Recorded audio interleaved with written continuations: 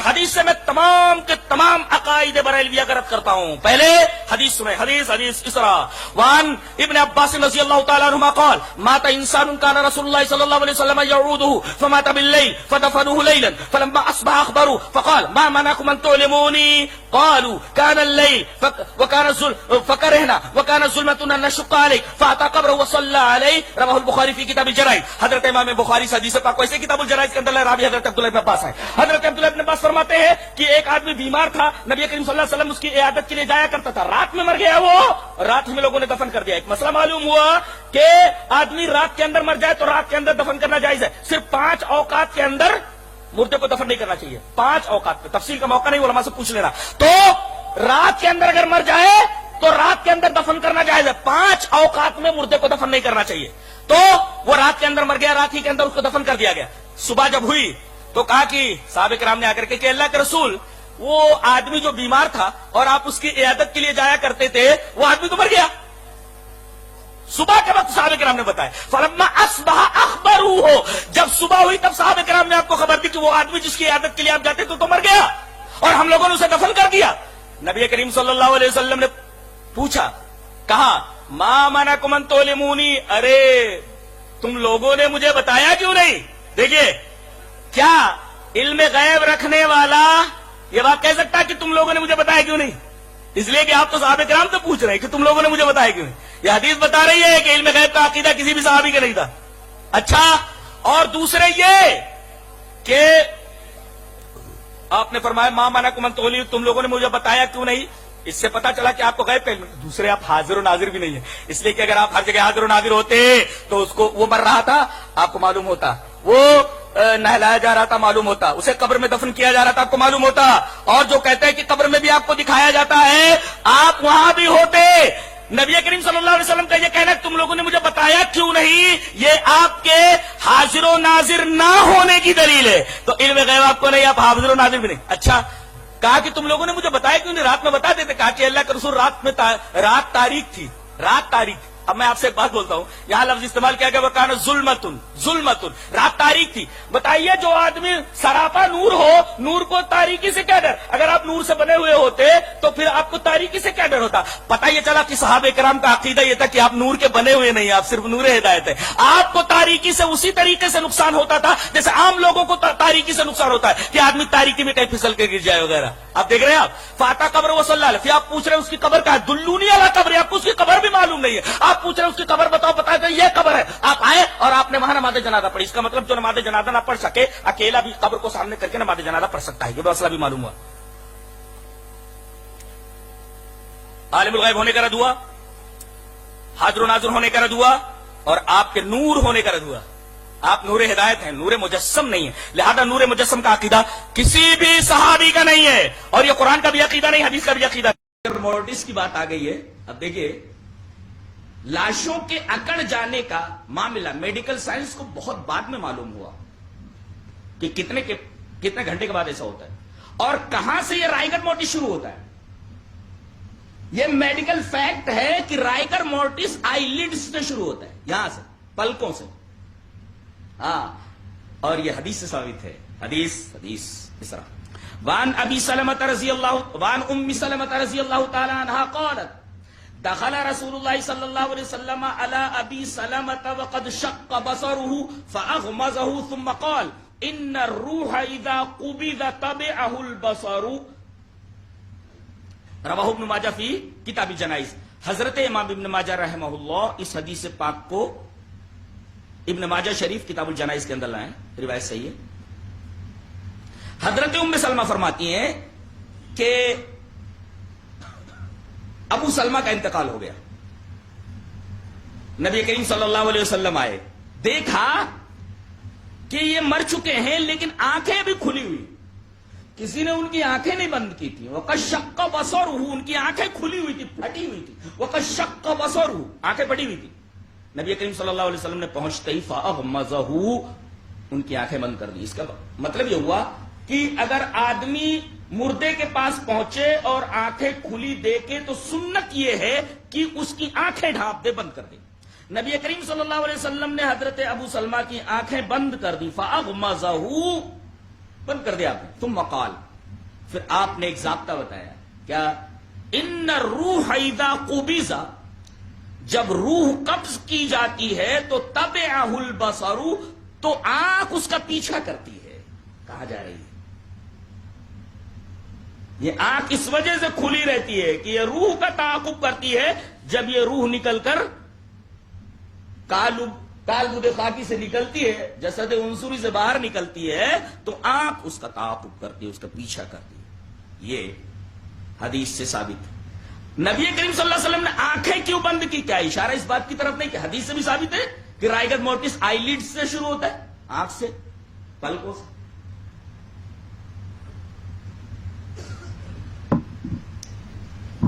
حضرت سلیمان علیہ السلام عصا کے اوپر کھڑے ہیں، عرصے دراز تک کھڑے ہوئے ہیں، اور لوگ یہ سمجھ رہے ہیں، جن یہ سمجھ رہے ہیں کہ یہ زندہ ہے. میڈیکل سائنس کہتی ہے کہ عرصے دراز تک کسی مرے ہوئے آدمی کا عصا کے اوپر کھڑے رہنا یہ امپاسبل ہے. یہ میڈیکل فیکٹ نہیں ہے. قرآن حکیم یہ کہتا ہے کہ ایسا ہے، یہ فیکٹ ہے. اور ایک نقطہ اور معلوم ہوا حدیث پاک سے کہ دیگر انسانوں کی لاشیں سڑ سکتی ہیں مگر انبیاء کرام کی لاشیں سڑتی نہیں ہیں. اور مٹی کے اوپر حرام کر دیا گیا ہے، ہواؤں کے اوپر حرام کر دیا گیا ہے کہ اس لاش کو ذرہ برابر ضرر پہنچائیں. دلیل یہ حدیث پاک. وان اوس ابن اوس رضی اللہ تعالی عنہ قال قال رسول اللہ صلی اللہ علیہ وسلم ان افضل ایامکم یوم الجمعۃ فیہ خلق آدم وفیہ النفخۃ وفیہ الصاقۃ فاکثروا علی من الصلاۃ فیہ فإن صلاتکم معروضۃ علی. قال رجل یا رسول اللہ کیف تعرض صلاتنا علیک وقد ارمت یعنی بلیت؟ قال ان اللہ حرم علی الارض ان تاکل اجساد الانبیاء. رواہ الدارمی فی کتاب الصلاۃ. حضرت امام دارمی اس پوری حدیث کو ایسے ہی دارمی شریف کتاب الصلاۃ کے اندر لائے. میں نے پوری روایت ریفر کر دی. راوی حضرت اوس ابن اوس رضی اللہ تعالیٰ عنہ. باپ کا بھی نام اوس ہے، بیٹے کا بھی نام اوس ہے. حضرت اوس فرماتے ہیں کہ نبی اکرم صلی اللہ علیہ وسلم نے ارشاد فرمایا کہ تمہارے تمام دنوں میں سب سے افضل دن جمعہ ہے. ایگزیکٹ اس کا پروننسیشن کیا ہوگا؟ ہم لوگ جمعہ بولتے ہیں، جمعہ ہے وہ، جن پہ جمعہ پیش ہوں، جمعہ. تو ان افضل ایامکم یوم الجمعۃ، تمہارا سب سے افضل دن جمعہ کا دن ہے. کوئی خصوصیت اس دن کی بتائیے. فیہ خلق آدم، یہ وہی دن ہے جس دن حضرت آدم کی تخلیق ہوئی ہے. آدم کی تخلیق ہوئی ہے. فیہ النفخۃ، اسی دن سور پھونکا جائے گا. وفیہ الصاقۃ، اسی دن لوگ سور سے مر جائیں گے. تو ایسا کرو، جمعہ کے دن خاص طور سے کثرت سے میرے اوپر درود بھیجو. فَأَكْثِرُوا عَلَيَّ مِنَ الصَّلَاةِ فِيهِ، جمعہ کے دن میرے اوپر کثرت سے درود شریف پڑھو.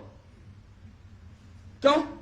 فَإِنَّ صَلَاتَكُمْ مَعْرُوضَةٌ عَلَيَّ، تمہارا جو درود ہے وہ میرے اوپر پیش کیا جاتا ہے. کبھی بھی آدمی پڑھے، یہ نہیں ہے کہ جمعہ کے دن ہی پیش کیا جاتا ہے، یہ مطلب نہیں ہے اس کا. تمہارا درود میرے اوپر پیش کیا جاتا ہے. جمعہ کے دن کثرت سے درود بھیجو، میرے پاس کثرت سے پہنچے گا اس دن کا درود. ایک آدمی کھڑا ہوا، کہا کہ اللہ کے رسول ایک بات پوچھنی ہے. کہا کہ پوچھو. کہا کہ کیف تعرض صلاتنا علی، ہمارا درود آپ کے اوپر کیسے پہنچے گا؟ کہا کیوں؟ کہا کہ وقد ارمتا، آپ کا بدن تو سڑ گل جائے گا. خود ارمتا کی تفسیر فرمائی گئی یعنی بلیتا، آپ سڑ گل جائیں گے. تو آپ کے پاس ہمارا درود کیسے پہنچے گا؟ کیف تعرض صلاتنا علیک وقد ارمتا، ارمتا یعنی بلیتا، آپ سڑ گل جائیں گے. نبی کریم صلی اللہ علیہ وسلم نے فرمایا نہیں، ایسا نہیں ہے، تمہارا خیال غلط ہے.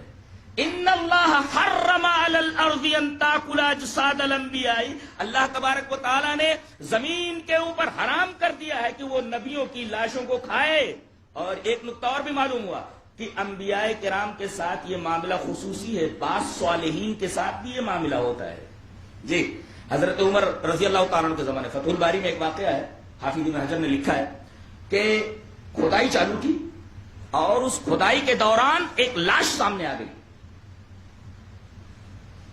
حضرت عمر رضی اللہ تعالیٰ عنہ نے فرمایا جلدی سے اس لاش کو چھپا دو، ہو سکتا ہے کسی نبی کی ہو سکتا ہے کسی نبی کی لاش ہو، اس کو چھپا دو نہیں تو کہیں پوجا پاٹ نہ شروع ہو جائے.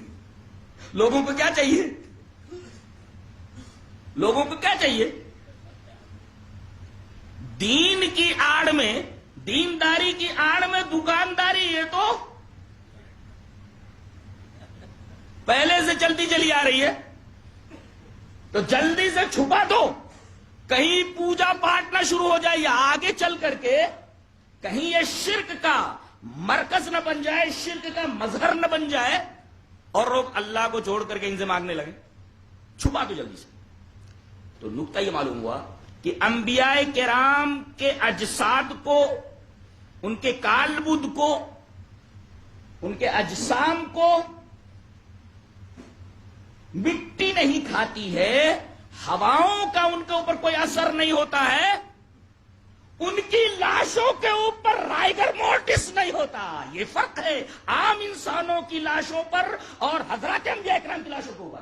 یہ رائگر نوٹس تم اپنی جیب میں رکھو، میڈیکل سائنس کی جیب میں رکھ دو. میں جو بول رہا ہوں وہی صحیح. یہ قرآن حکیم کا بیان ہے. تم نیچر سے بحث کرتے ہو، میں سپر نیچر کی بات کر رہا ہوں. تمہاری عقل کا دائرہ محسوسات میں ماورائے محسوسات کی بات کر رہا ہوں.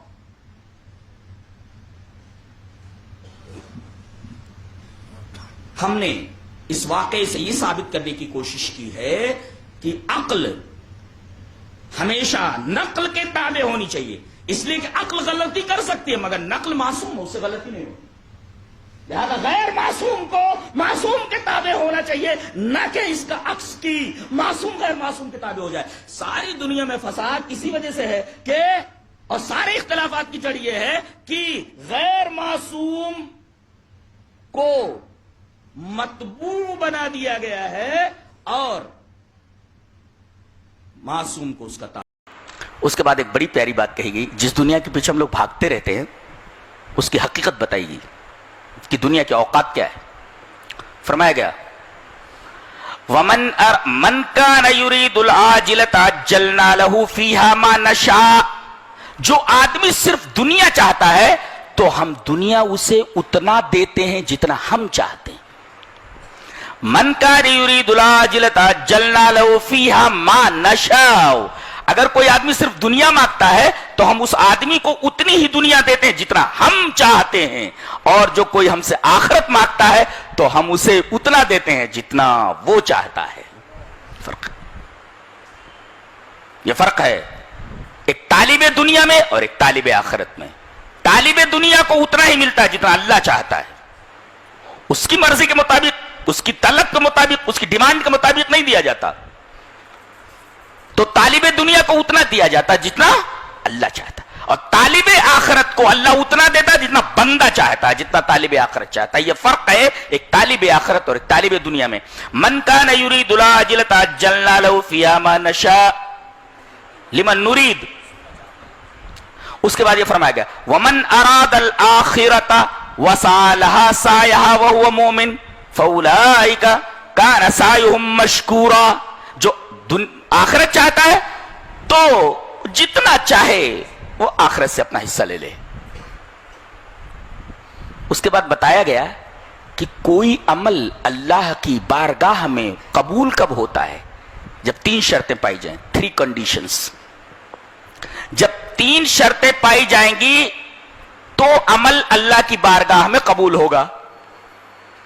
ایک تو ارادہ، یعنی نیت صحیح ہو، اس کی نیت. ومن اراد الآخرہ، ایک وسعى لها سعیہ، نیت اچھی ہو اور عمل اچھا ہو. ایک نیت آپ کی اچھی ہوئی اللہ کے لیے ہو، اور دوسرے عمل کیسا ہو؟ اللہ کے رسول کے بتائے ہوئے طریقے پر ہو. 2 وہو مؤمن، اور تیسرے ایمان ہو.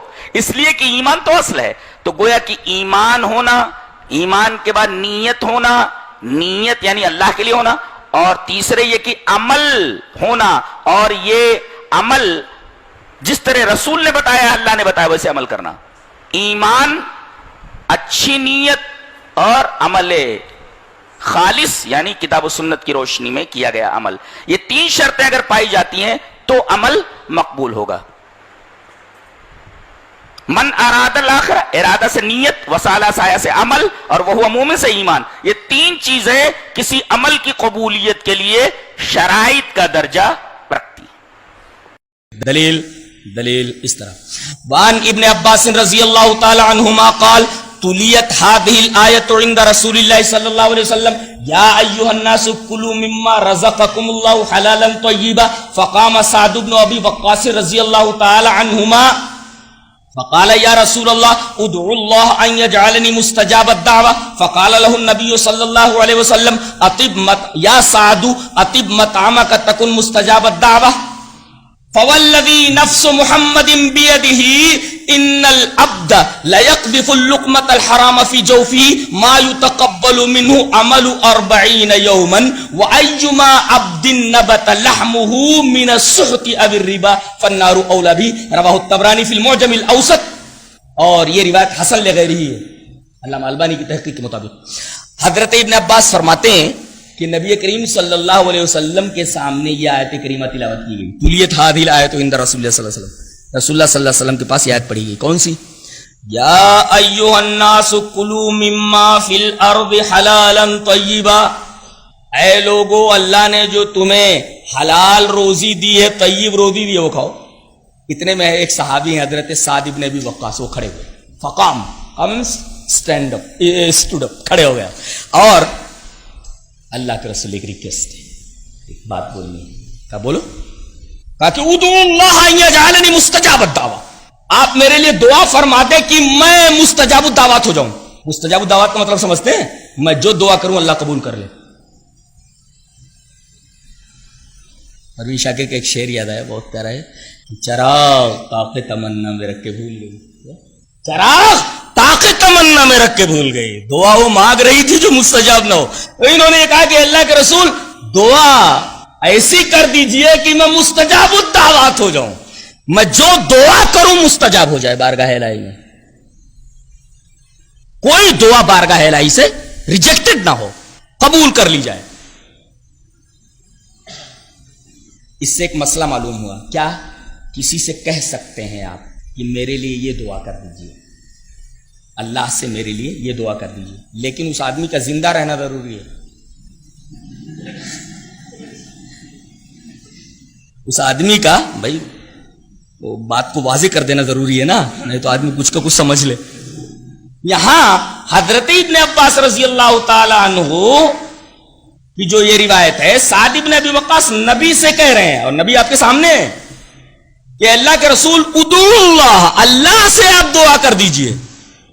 اور دوسری بات یہ معلوم ہوئی کہ نبی کو بھی یہ اختیار نہیں ہے کہ کسی کو مستجاب الدعوات بنا دے۔ حضرت سعد بن ابی وقاص کہہ رہے آپ اللہ سے دعا کیجئے، یعنی صحابی کا عقیدہ یہ ہے کہ نبی مستجاب الدعوات نہیں بنا سکتا، اللہ ہی بنا سکتا ہے۔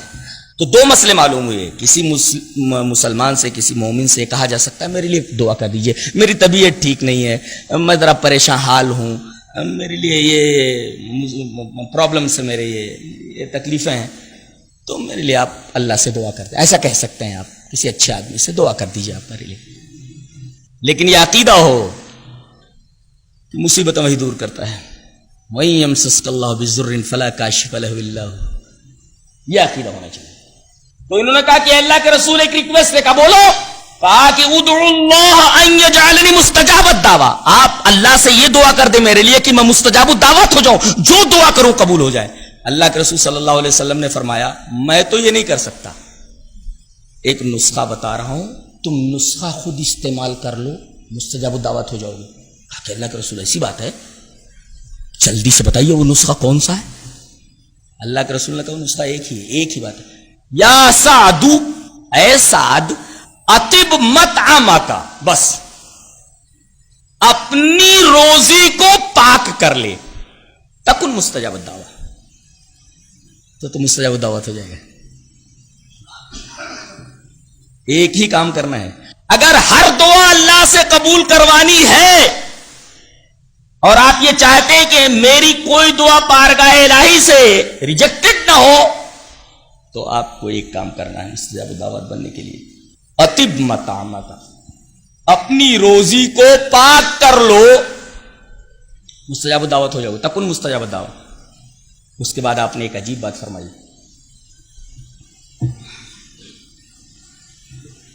فوالذی نفس محمد بیدہ،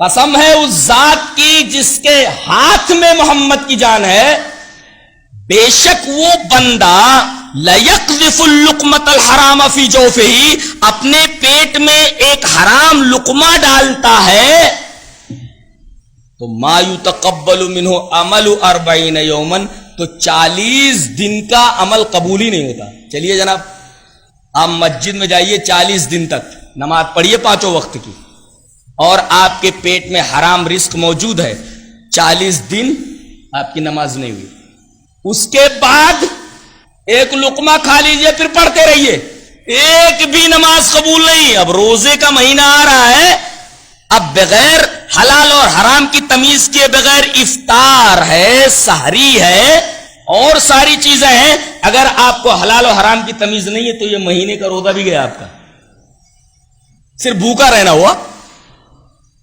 آپ نے قسم کھا کر کے فرمایا والذی نفس محمد بیدی، قسم ہے اس ذات کی جس کے ہاتھ میں محمد کی جان ہے، ان العبد لیقذف اللقمۃ الحرام فی جوفہ، اپنے پیٹ میں لقمہ حرام ڈالتا ہے تو ما یتقبل منہ عمل 40 یوم، تو 40 دن کا عمل قبول نہیں ہوتا۔ اور آگے آپ نے فرمایا وَأَيُّمَا عَبْدٍ نَبَتَ لَحْمُهُ مِنَ السُّحْتِ أَوِ الرِّبَا فَالنَّارُ أَوْلَىٰ بِهِ، وہ بندہ جس کا گوشت ہی پلا بڑھا ہو حرام سے اور سود سے، تو آگ ہی اس کے لائق ہے، آگ ہی میں وہ جائے گا، جہنم میں جائے گا وہ۔ اور یہ جو صحابی تھے سعد ابن ابی وقاص، انہوں نے نبی کریم صلی اللہ علیہ وسلم کی اس بات کو گانٹھ باندھ لیا، جی، تاکہ اللہ کے رسول آپ نے جو نسخہ بتایا ہے نا کہ غذا کو پاک کر لو مستجاب الدعوات ہو جاؤ گے، آج سے پوری تحقیق کے ساتھ جو لقمہ میرے حلق کے نیچے اترے گا وہ حلال ہی کا ہوگا، اور مستجاب الدعوت ہے، جو دعا مانگتے تھے قبول ہو جاتی، ان کے بارے میں مشہور ہے، تو معمولی طالب علم ہی جانتا ہے عربی کا، حدیث کا معمولی طالب علم جانتا ہے کہ حضرت سعد ابن ابی وقاص مستجاب الدعوات تھے، لہذا دعا اگر قبول کروانی ہے تو آپ کے لیے ضروری ہے کہ آپ رزق حلال استعمال کریں۔ پوری بحث سے کیا سمجھ میں آیا آپ؟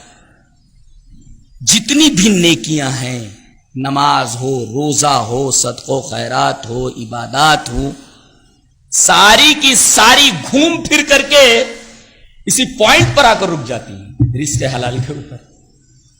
اگر رزق آپ کا صحیح نہیں ہے تو آپ کی کوئی عبادت اللہ کی نگاہ میں معتبر نہیں ہے، قبول نہیں ہے۔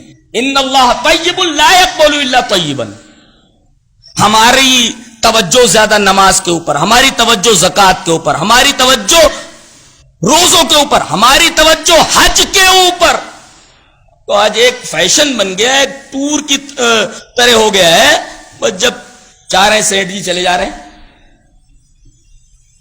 لیکن کیا آپ نے کبھی غور کیا کہ ہمارے پیٹ میں جو لقمہ جا رہا ہے وہ حلال کا ہے یا حرام کا ہے؟ کہ اگر ایک لقمہ پیٹ میں حرام کا چلا جائے تو 40 دن کی عبادت قبول نہیں ہوتی، اس پر آپ نے کبھی غور کیا ہے؟ ایصال ثواب مردوں کو پہنچتا ہے یا نہیں؟ کسی کو قرآن پڑھ کر بخشنا کہاں تک صحیح ہے؟ دیکھیے، اگر کسی کے گھر میں کسی کی وفات ہو گئی ہے، کسی کے والد صاحب ہیں، دادا، نانا یا نانی جان، کوئی بھی ہے، رشتہ دار ہیں، اگر وہ کوئی صدقہ کر کے اس کا ثواب ان کو پہنچاتے ہیں تو اس کی گنجائش ہے۔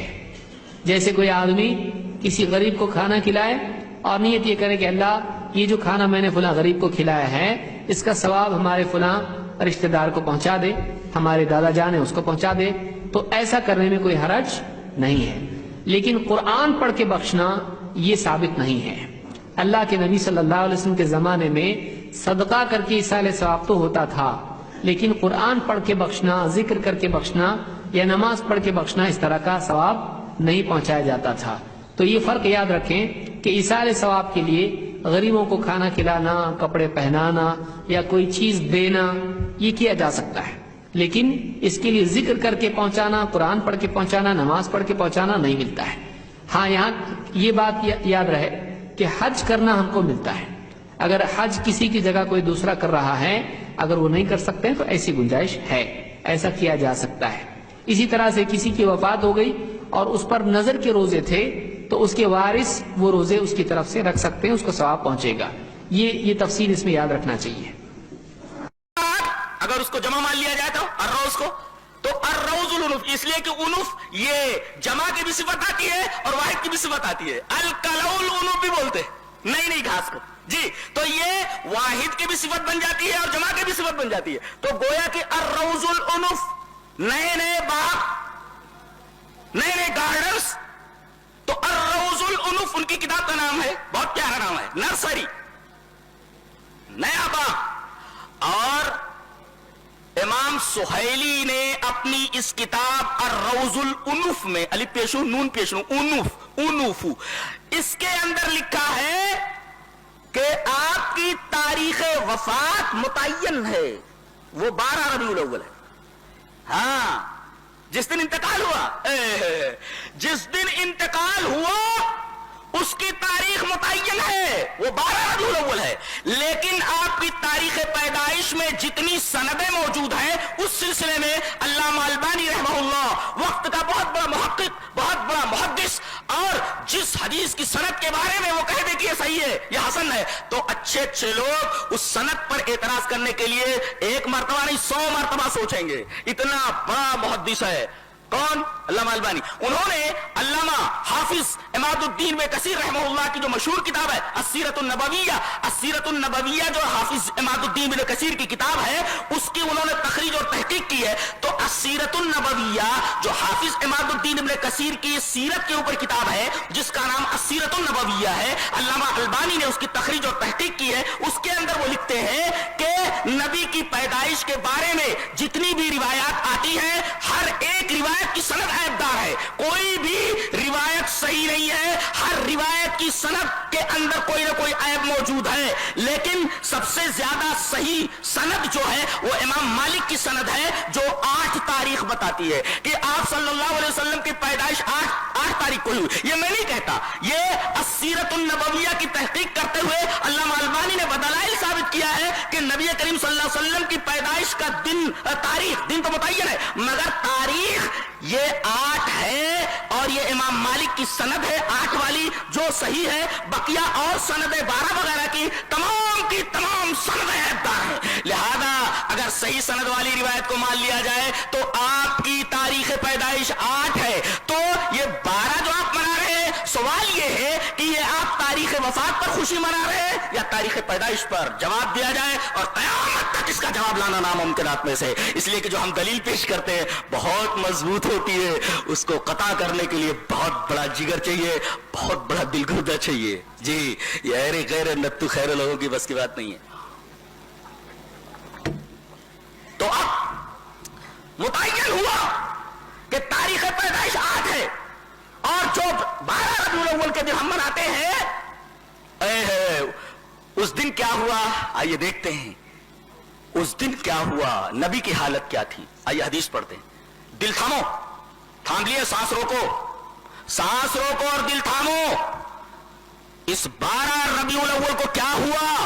दलील ये हदीस पाक। वान आयशा रज़ियल्लाहु ताला अन्हा क़ालत रायतु रसूलल्लाह सल्लल्लाहु अलैहि वसल्लम व हुवा बिल मौत व इंदहु क़दहुन फीहि माउन व हुवा युदखिलु यदहु फिल क़दहि ثم يمسح وجهه بالماء ثم يقول اللهم أعني على غمرات الموت او सकरात الموت। रवाहु तिर्मिज़ी फी किताबिल जनाइज। हजरत इमाम तिर्मिज़ी रहमहुल्लाह इस हदीस पाक को ऐसे किताबुल जनाइज के अंदर लाए हैं। राविया नबी करीम सल्लल्लाहु अलैहि वसल्लम की महबूबा बीवी, प्यारी बीवी हजरत आयशा है। वो फरमाती हैं रज़ी अल्लाह तआला अन्हा कि मैंने देखा कि नबी करीम सल्लल्लाहु अलैहि वसल्लम के ऊपर मौत तारी हो रही है, वो हुवा बिल मौत, आपके ऊपर मौत तारी हुई है और आपके बगल के अंदर पानी का एक प्याला रखा हुआ है। व इंदहु क़दहुन फीहि माउन, उस प्याले के अंदर पानी रखा हुआ है। बार बार आप उस प्याले के अंदर हाथ डालते और जब हाथ भीग जाता तो उस भीगे हुए हाथ को अपने चेहरे के ऊपर बार बार سے موت ہے اور فرماتے اللہم انی علی غبرات الموت اور سکرات الموت، اے اللہ موت کی بے ہوشی سے، اے اللہ موت کی سختی سے میری مدد فرما۔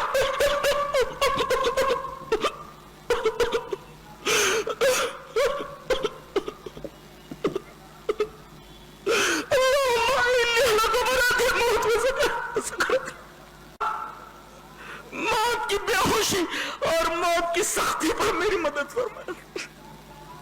حضرت عائشہ کیفیت بیان فرماتی ہے، یہ تو روایت ہوئی ترمذی کی جسے حضرت عائشہ نے روایت کیا ہے۔ خود حضرت عائشہ کی کیفیت کیا تھی وہ ایک حدیث میں دیکھتے ہیں۔ حدیث اس طرح، وعن عائشہ رضی اللہ تعالی عنہ قالت مات النبی صلی اللہ علیہ وسلم وانه لبین حاقنتی وزاقنتی فلا اکرہ شدت الموت لأحد ابدا بعد النبی صلی اللہ علیہ وسلم، رواہ البخاری فی کتاب المغازی۔ حضرت امام بخاری رحمہ اللہ اس حدیث پاک کو ایسے کتاب المغازی کے اندر لائے۔ راویہ حضرت عائشہ فرماتے ہیں کہ نبی کریم صلی اللہ علیہ وسلم کی روح پرواز ہوئی، آپ کو موت آئی، موت طاری ہوئی اس حال میں کہ آپ کا سر مبارک میری تھوڑی اور میری ہنسلی کے درمیان ہے۔ میں اس طریقے سے آپ کے سر مبارک کو اپنی ہنسلی اور اپنی تھوڑی کے درمیان لیے ہوئے تھی اور میں نے موت کی وہ کیفیت دیکھی ہے اس دن، فلا اکرہ شدت الموت لأحد ابدا بعد نبی صلی اللہ علیہ وسلم۔ اس کے بعد کسی مرنے والے آدمی کی تکلیف کو دیکھتی ہوں تو مجھے ہلکا لگتا ہے، اس لیے کہ میں نے اپنے محبوب کے اوپر موت کی جو سختی دیکھی ہے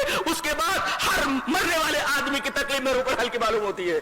یہ نبی کریم صلی اللہ علیہ وسلم کی کیفیت ہے اس دن جس دن ہم خوشی مناتے ہیں، جس دن ہم طرح طرح کی حرکتیں کرتے ہیں، اس دن ہمارے نبی کی یہ حالت ہے۔ یہ تو نبی کی حالت ہے۔ اہل بیت کا نام لے کر ان کے نام پر طرح طرح کی بدعتیں کرنے والے، حضرت فاطمہ رضی اللہ تعالیٰ عنہ کا نام لے کر نہ جانے کیسی کیسی محبتوں کا دعویٰ کرنے والے، اس بیٹی کا کیا حال ہے، فاطمہ کا کیا حال ہے؟ آؤ وہ حدیث دیکھ لیتے ہیں جو حضرت انس سے مروی ہے۔ حدیث اس طرح، وعن انس رضی اللہ تعالی عنہ قال لما ثقل النبي صلى الله عليه وسلم جعل يتغشاه فقالت فاطمة وكربابا فقال لها ليس على أبيك كرب بعد اليوم فلما مات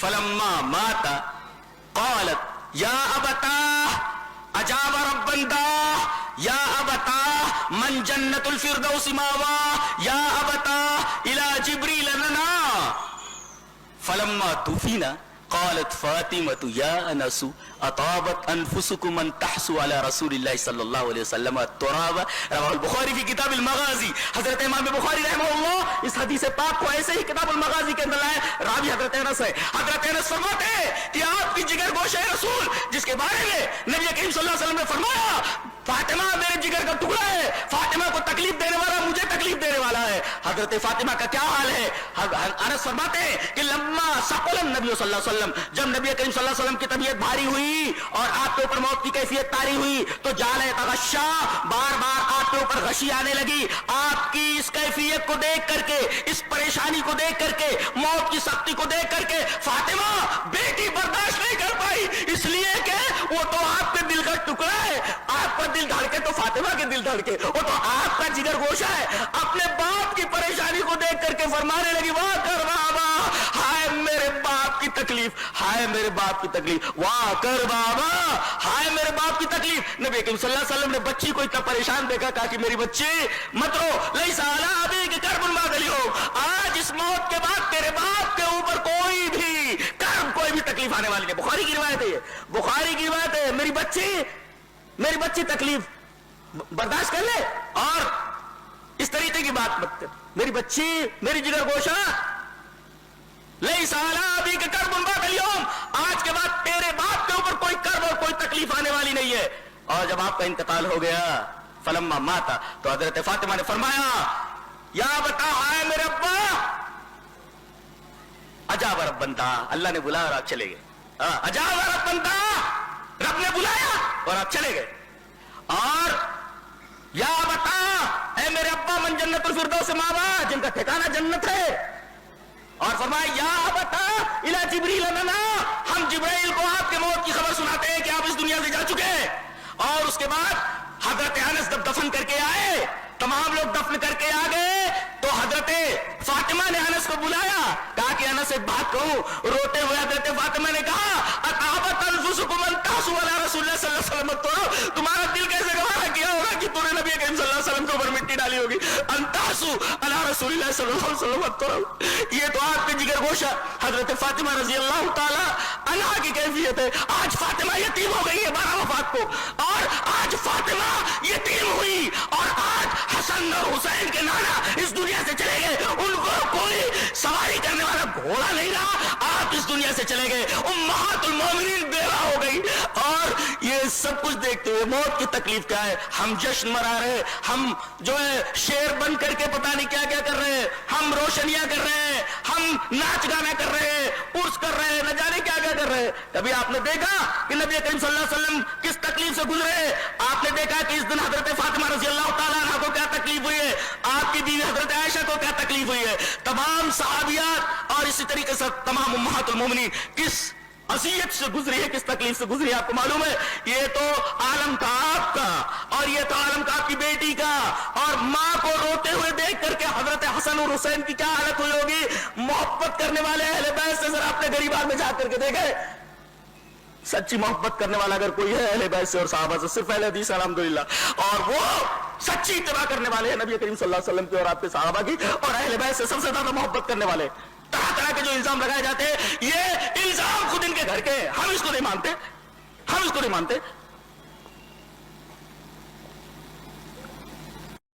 آگے فرمایا گیا وَهُوَ الَّذِي خَلَقَ السَّمَاوَاتِ وَالْأَرْضَ فِي سِتَّةِ أَيَّامٍ وَكَانَ عَرْشُهُ عَلَى الْمَاءِ لِيَبْلُوَكُمْ أَيُّكُمْ أَحْسَنُ عَمَلًا وَلَئِنْ قُلْتَ إِنْ,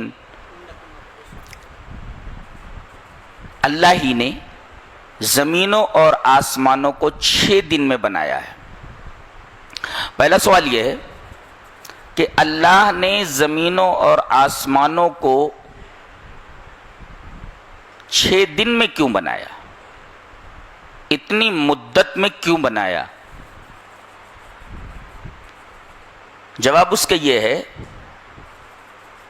کہ ہر چیز بننے میں ایک وقت کا تقاضا کرتی ہے, تو جس چیز کے بننے میں وقت جتنا تقاضا کرتا ہے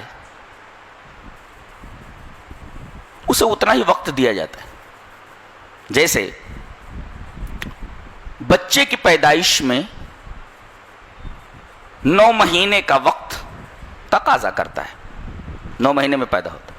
اب کوئی یہ سوال کرے کہ بچہ ایک ہی دن میں کیوں نہیں پیدا ہو جاتا, جیسے کوئی یہ سوال کرے کہ یہ کائنات 6 دن میں کیوں بنی ہے, ایک ہی دن میں کیوں نہیں بن گئی, 1 گھنٹے میں کیوں نہیں بن گئی, تو یہ سوال یہاں بھی ہوتا ہے کہ بچہ ایک ہی دن میں پیدا کیوں نہیں ہو جاتا ہے.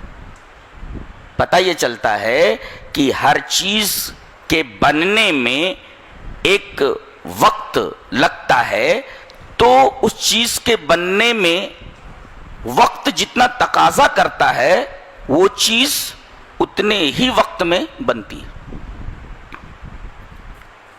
جواب تو یہ ہے. لہذا اس کائنات نے اپنے بننے میں 6 وقت کا تقاضا کیا, لہذا اللہ تبارک و تعالی نے 6 وقت میں 6 دن میں بنایا. یہ مطلب. دوسرے, اس میں انسان کو تعلیم ہے کہ کوئی کام جلدی میں مت کرو, بلکہ ہر کام میں تحمل, صبر, اسکیم, پلان کو مد نظر رکھتے ہوئے کرو. اس لیے کہ جلدی میں جو کام کیا جاتا ہے وہ زیادہ پائیدار نہیں ہوتا. کام وہی پائیدار ہوتا ہے جو اسکیم اور کسی پلان کے تحت وجود میں لایا گیا ہو. تو 6 دن میں بنانا در حقیقت ایک اسکیم, ایک پلان کی طرف اشارہ ہے, اور بندوں کو یہ تعلیم ہے کہ تم بھی کوئی بڑا کام کرو تو اس کے اندر پلان اور اسکیم کو ملحوظ رکھو, اس طرح وہ کام پائیدار ہوگا. سو اس وجہ سے 6 دن لگا.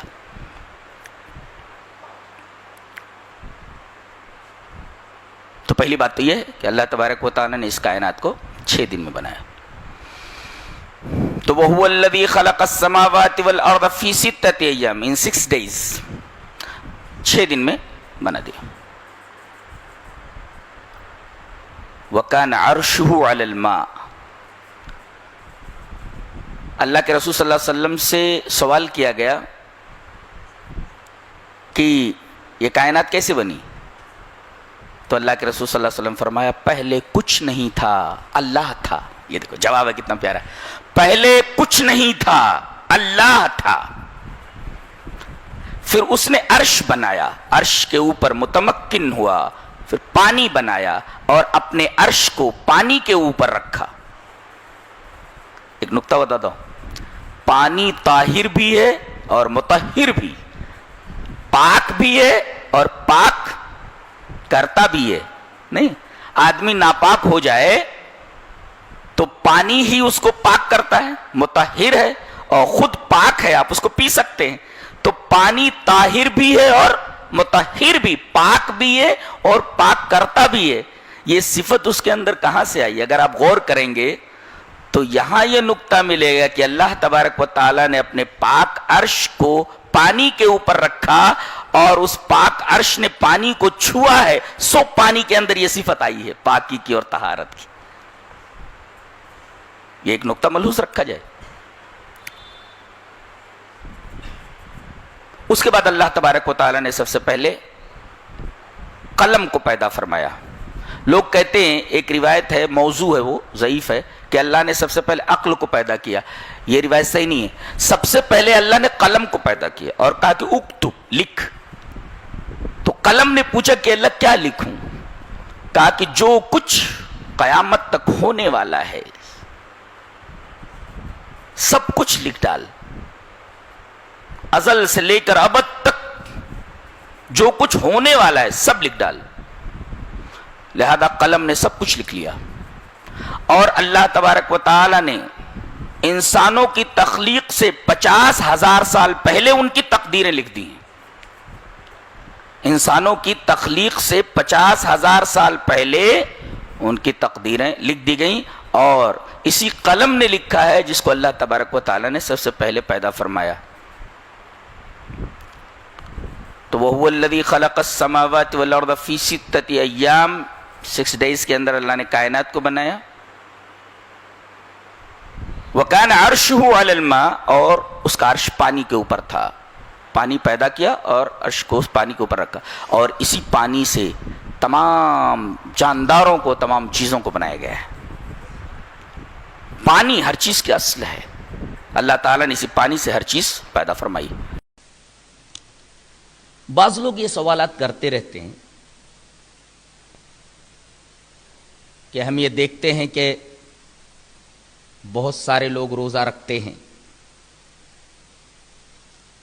لیکن روزے کا مہینہ گزر جانے کے بعد ان کی زندگیوں میں کوئی تبدیلی نہیں آتی، ان کی زندگی ویسی کی ویسی رہتی ہے. اور آپ حدیثیں سناتے ہیں کہ رمضان کے مہینے میں روزوں کی وجہ سے یہ برکتیں انسان کو حاصل ہوتی ہیں. ان برکتوں کا حصول تو انسانی زندگی پر دکھائی نہیں دیتا. اس کی کیا وجہ ہے؟ کتنے روزے دار ہیں کہ وہ مہینے پر روزہ رکھتے ہیں لیکن روزے کے گزر جانے کے بعد ان کی زندگیوں میں کوئی برکت، کوئی تبدیلی دکھائی نہیں دیتی. آخر حدیث کے اندر جو یہ برکتیں بتائی گئی ہیں، ان برکتوں کا ظہور ان کی زندگیوں میں کیوں نظر نہیں آتا؟ اس سوال کا جواب بھی دیا گیا ہے ایک حدیث پاک میں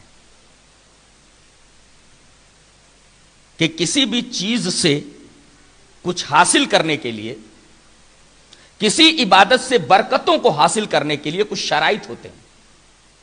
مثلا نماز کے لیے وضو شرط ہے، اگر آدمی وضو نہ کرے اور نماز پڑھ لے نماز نہیں ہوگی. ایسے ہی روزوں سے برکتوں کو حاصل کرنے کے کچھ شرائط ہیں، اگر ان شرائط و آداب کو نہ برتا جائے تو روزوں کے اندر جو برکتیں ہیں اور روزوں کی جو فضیلتیں ہیں انسان انہیں کیسے حاصل کر سکتا ہے؟ جب ہر چیز کے حاصل کرنے کے لیے کچھ شرائط اور آداب ہوا کرتے ہیں تو کیا روزوں کی برکتیں اور فضیلتیں ایسے ہی بغیر شرائط و آداب کے انسان کو حاصل ہو جائیں گی؟ نہیں، ایسا نہیں ہوگا. جن لوگوں کے اوپر رمضان کے بعد رمضان کی برکتیں اور فضیلتیں ظاہر نہیں ہوتی، ان کی زندگیوں کے اندر کوئی تبدیلی نہیں آتی، وہ لوگ در حقیقت روزے کے ظاہر کے اوپر نگاہ رکھتے ہیں، اس کی معنویت کو نگاہ میں نہ رکھ کر کے اس کی روح کو فراموش کر دیتے ہیں۔ ایک حدیث میں اسی شبہے کا جواب دیا گیا ہے۔ حدیث اس طرح ہے، وعن ابی ہریرہ رضی اللہ تعالی عنہ عن النبی صلی اللہ علیہ وسلم قال من قام لیلۃ القدر ایمانا واحتسابا غفر له ما تقدم من ذنبه ومن صام رمضان ایمانا واحتسابا غفر له ما تقدم من ذنبه رواہ البخاری فی کتاب الصیام۔ امام بخاری اس حدیث پاک کو کتاب الصیام ہی کے اندر لائے ہیں۔ حضرت ابو ہریرہ فرماتے ہیں کہ نبی کریم صلی اللہ علیہ وسلم نے ارشاد فرمایا کہ جس آدمی نے لیلۃ القدر میں، وہ ایک ہی رات ہے، چاہے وہ ہندوستان کی رات ہو چاہے عرب کی رات ہو، ایک ہی رات ہے، قرآن ایک ہی رات میں اترا ہے، لیلۃ القدر مختلف نہیں ہوتی، ہندوستان کی لیلۃ القدر الگ، عرب کی لیلۃ القدر الگ۔ لوگ بہت بڑی غلط فہمی میں مبتلا ہیں اور یہ رات ان کے ہاتھوں سے نکل جا رہی ہے۔ فرمایا گیا من قام لیلۃ القدر ایمانا واحتسابا غفر له ما تقدم من ذنبه، جس آدمی نے لیلۃ القدر کے اندر قیام کیا دو شرطوں کے ساتھ تو اس کے پچھلے گناہ معاف کر دیے جائیں گے۔ یہ دو شرطیں کیا ہیں؟ اب آدمی کے جب پچھلے گناہ معاف ہو جائیں گے، ظاہر ہے گناہوں کا بوجھ اگر بدن سے اتر جائے تو برکتوں کے آثار تو اس کی زندگی میں نظر آئیں گے ہی، اور اگر گناہ اس کے معاف نہ ہوں تو ظاہر ہے اس کی زندگی جیسے پہلے تھی ویسے رمضان کے بعد بھی رہے گی۔ اس کے پچھلے گناہ معاف کر دیے جائیں گے جو شخص لیلۃ القدر کے اندر قیام کرے۔ شرط یہ ہے، پہلی شرط ایمان، دوسری شرط احتساب۔ کبھی آپ نے غور کیا اس حدیث پاک پر؟ پہلی شرط گناہوں کے بخش دیے جانے کی، وہ بھی پچھلے گناہوں کے بخش دیے جانے کی، دو شرط۔ ایک شرط ہے ایمان اور دوسری شرط ہے احتساب۔ ایمان میں غور کیجئے، اگر آدمی کی زندگی میں توحید نہیں ہے اس کا روزہ رکھنا بیکار ہے، وہ روزوں کی برکتوں اور فضیلتوں سے نفع اندوز نہیں ہو سکتا اور روزہ اس کے لیے بے فائدہ ہے۔ اس کے لیے ایمان ضروری ہے، اس کی زندگی میں توحید کا ہونا ضروری ہے۔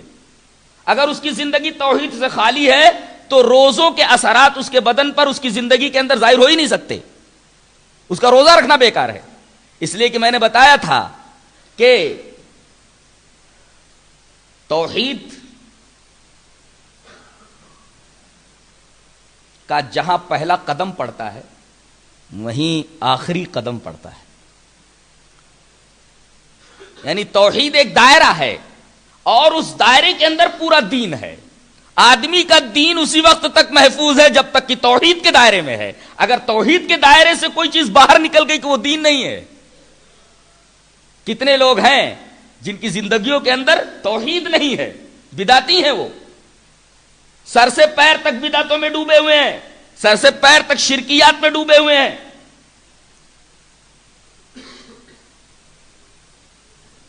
اور رمضان کے آ جانے کے بعد بھی وہ لوگ جو توحید کے دعوے دار ہیں وہ اپنی زندگی میں کوئی بھی تبدیلی لانے کے لیے خود تیار نہیں ہے، تو اللہ تبدیلی کیسے لائے گا؟ ٹھیک ہے تم توحید لیے بیٹھے رہو، توحید کے بعد اعمال کی بھی تو اہمیتیں ہیں۔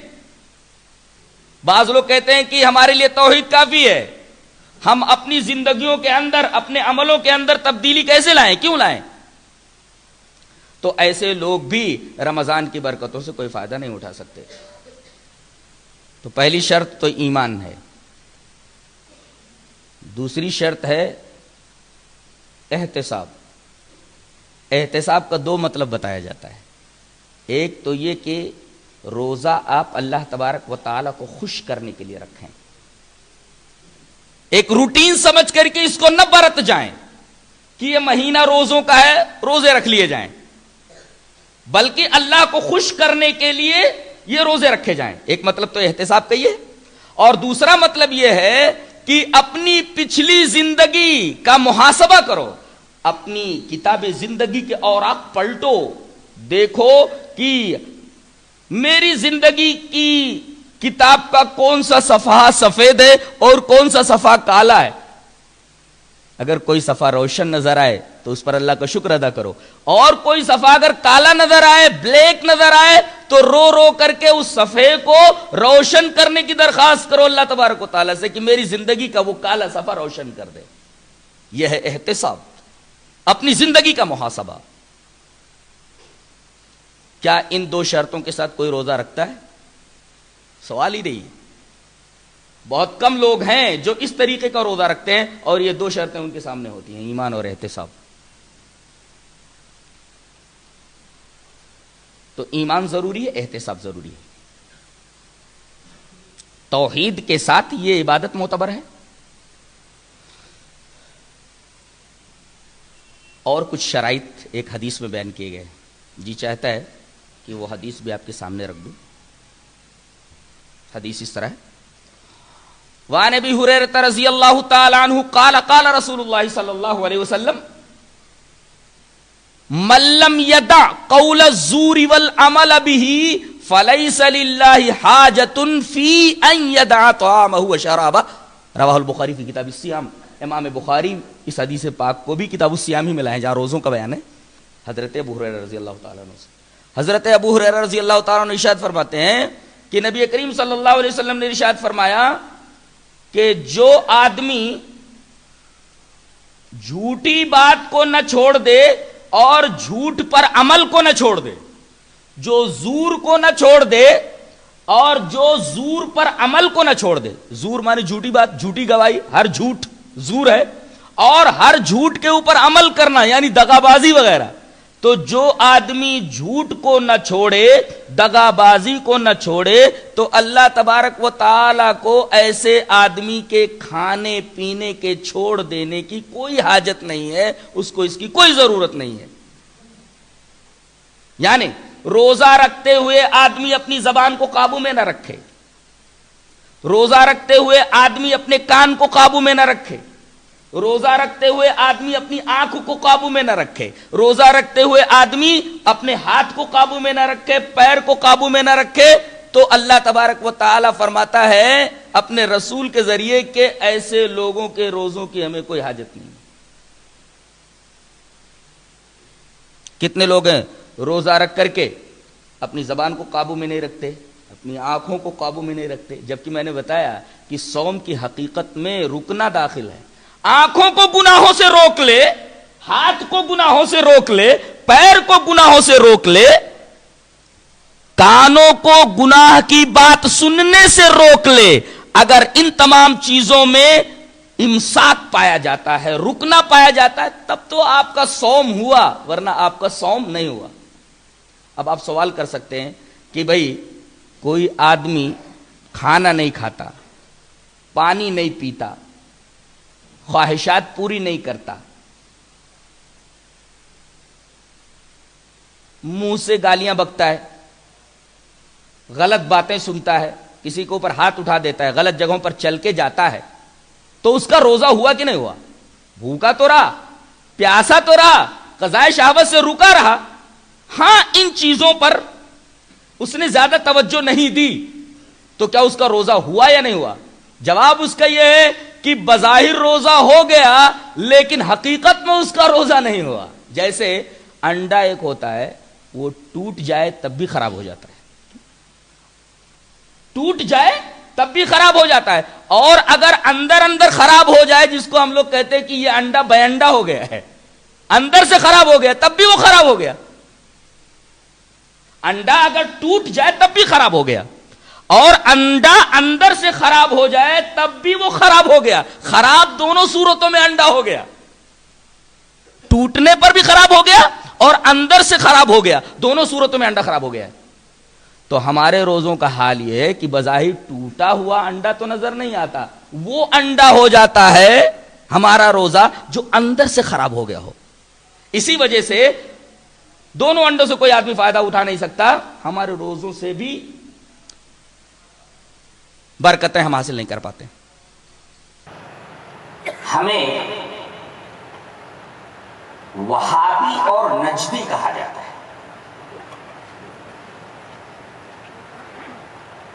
اور ان دو ناموں کے حوالے سے ہمیں بہت برا بھلا کہا جاتا ہے.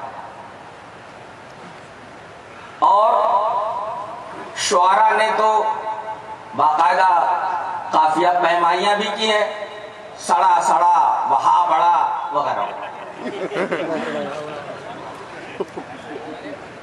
سوال یہ ہے کہ یہ جو نام ہمیں دیا گیا ہے، کیا اہل حدیث اس نام کو تسلیم کرتا ہے؟ قطعاً نہیں. ہم وہابی ہیں ہی نہیں. اب ظاہر ہے کہ ہم جب اپنے آپ کو وہابی مانتے ہی نہیں، تو اگر کوئی لفظ وہابی کو درمیان میں لا کر گالیاں بکے، برا بھلا کہے، تو وہ جانے، اس کا کام جانے. یہ تو ایسے ہی ہوا کہ ایک مسلک کے لوگ جنہیں صحابہ کرام سے عداوت اور بغض ہے، خاص طور سے حضرت ابو بکر رضی اللہ تعالیٰ عنہ اور ان کی بیٹی حضرت عائشہ رضی اللہ تعالیٰ عنہ سے بڑی دشمنی ہے. اس عورت نے ایک بکری پال رکھی، آپ چھگڑی پالے رہی، اور اس کا نام اس نے عائشہ رکھا تھا. اور صبح صبح منگری اٹھاتی اور عائشہ عائشہ کہہ کر کے اس بکری کو مارنے لگتی. اب بتائیے، اس بکری کا نام عائشہ رکھ کر کے اس کو پیٹنے سے صدیقہ کائنات حضرت عائشہ رضی اللہ تعالی عنہا کی ذات اقدس پر کیا حرف آتا ہے؟ یہ تو ایک بہت بڑی حماقت ہے. اسی طریقے کی ایک حرکت قریش مکہ نے نبی کریم صلی اللہ علیہ وسلم کے تعلق سے کی. آپ کا نام کیا تھا؟ محمد. محمد کا مطلب ہے جس کی بہت زیادہ تعریف کی گئی ہو. تو آپ کا نام محمد نہ زبان سے ادا کر کے آپ کو مذمم کہا جاتا ہے، جس کی بہت ہی برائی کی گئی ہو. نبی کریم صلی اللہ علیہ وسلم نے اپنے نام کے اس بگاڑے جانے پر کیا ریئیکشن ظاہر کیا؟ آئیے ایک حدیث میں دیکھتے ہیں. حدیث اس طرح: وان ابی ہریرہ رضی اللہ تعالی عنہ قال قال رسول اللہ صلی اللہ علیہ وسلم: الا تعجبون کیف یصرف اللہ عنی شتم قریش ولعنهم یشتمون مذمما ویلعنون مذمما وانا محمد. رواه البخاری فی کتاب المناقب. حضرت امام بخاری حدیث پاک کو بخاری شریف کتاب المناقب میں ایسے ہی لائے. راوی جیسا کہ معلوم ہوا حضرت ابو ہریرہ رضی اللہ تعالیٰ عنہ. حضرت ابو ہریرہ رضی اللہ تعالیٰ عنہ فرماتے ہیں کہ نبی کریم صلی اللہ علیہ وسلم نے ارشاد فرمایا: کیا تمہیں اس بات پر تعجب نہیں ہوتا کہ اللہ تبارک و تعالی مجھ سے قریش کی گالیوں کو اور قریش کی لعنت کو کس طرح پھیر دیتا ہے؟ وہ لوگ مذمم کو برا بھلا کہتے، وہ مذمم کو گالی دیتے، وہ مذمم کے اوپر لعنت بھیجتے ہیں، لیکن میرا نام تو مذمم نہیں ہے. مانا محمد، میرا نام تو محمد ہے. یہ نبی کریم صلی اللہ علیہ وسلم کا ریئیکشن تھا ان کے اس ایکشن کے اوپر کہ نبی کریم صلی اللہ علیہ وسلم کو محمد کہنے کے بجائے مذمم بولتے تھے. تو نبی کریم صلی اللہ علیہ وسلم یہ بولتے تھے یہ تو میرا نام نہیں ہے. اسی طریقے سے اگر کوئی اہل حدیثوں کو اہل خبیث کہے تو در حقیقت وہ اس حدیث کے دائرے میں آتا ہے کہ نبی کریم صلی اللہ علیہ وسلم کا بھی نام بگاڑ کر کے قریش مکہ محمد کے بجائے مزمم کہتے تھے. اور نبی کریم صلی اللہ علیہ وسلم یہ فرماتے تھے کہ بھائی وہ مزمم کو گالی دیتے لیکن میرا نام تو مزمم نہیں، میرا نام تو محمد ہے. اسی وجہ سے اگر کوئی اہل خبیث کہے تو ہمارا نام تو اہل خبیث نہیں، ہمارا نام تو اہل الحدیث ہے. آج بہت مزہ آ رہا ہے، آج بہت پبلک ہے. تو یہ بات سمجھ میں آئی کہ ہم لوگ وہابی نہیں اور نہ نجدی ہیں. کیوں؟ اس لیے کہ عرب میں ایک عظیم مفکر اور مصلح پیدا ہوا تھا جس کا نام تھا محمد ابن عبد الوہاب. یہ عرب کے ایک ایریے نجد میں پیدا ہوئے تھے, اسی وجہ سے ان کو نجدی بھی کہا جاتا ہے. نام کیا تھا؟ محمد. باپ کا نام کیا تھا؟ عبد الوہاب. پیدا کب ہوئے؟ 1115 ہجری کے اندر. اب ان کا نام محمد, تو ان کی طرف اگر اہل حدیثوں کو منسوب کر کے بولنا ہے تو محمد ہی بولو, اس لیے کہ ان کا نام محمد تھا. اور اگر باپ کی طرف منسوب کر کے ہم کو وہابی کہا جاتا ہے تو ان کے باپ کا نام تو وہاب نہیں تھا, عبد الوہاب تھا, تو عبد الوہاب ہی بولو, اس لیے کہ ان کا نام عبد الوہاب تھا, وہاب نہیں تھا. لہذا میری سمجھ میں آج تک یہ بات نہیں آئی کہ ہمیں وہابی کیوں کہا جاتا ہے, اور جبکہ پتہ یہ چلتا ہے کہ ہمیں منسوب کیا جاتا ہے انہی کی طرف, محمد ابن عبد الوہاب نجدی کی طرف. لیکن یہ نسبت کچھ اب تک سمجھ میں نہیں آئی. اگر نام کی طرف نسبت ہے تو ان کا نام محمد تھا, ہمیں محمد ہی کہا جاتا. باپ کی طرف اگر منسوب کیا جاتا تو عبد الوہاب ہی کہا جاتا, اس لیے کہ باپ کا نام عبد الوہاب تھا. اور آخری بات, یہ حنبلی المسلک تھے, اور آپ کو معلوم ہے کہ اہل حدیث کسی شخصیت کی طرف اپنے آپ کو منسوب نہیں کرتا, اپنے آپ کو وہ حنفی نہیں کہتا, اپنے آپ کو وہ مالکی نہیں کہتا, اپنے آپ کو وہ شافعی نہیں کہتا, اپنے آپ کو وہ حنبلی نہیں کہتا. یہ حنبلی المسلک تھے. انہوں نے اپنی نسبت مشہور امام احمد بن حنبل کی طرف کر رکھا تھا. اور آپ کو معلوم ہے کہ اہل حدیث اپنی نسبت کسی شخصیت کی طرف نہیں کرتا سوائے اللہ اور اس کے رسول کے. لہذا جس بنا پر ہمیں وہابی کہا جاتا ہے, آج تک میری سمجھ میں یہ بات نہیں آئی. اچھا, اس آدمی سے انہیں دشمنی کیوں ہوئی ہمارے بھائیوں کو؟ اصل میں اس بیچارے سے ایک بہت بڑا گناہ ہو گیا تھا. گناہ کیا ہو گیا تھا؟ اس نے نبی کریم صلی اللہ علیہ وسلم کی ایک حدیث کے اوپر عمل کر لیا تھا. یہ بہت بڑا گناہ تھا اس کا. کس حدیث کے اوپر عمل کر لیا تھا؟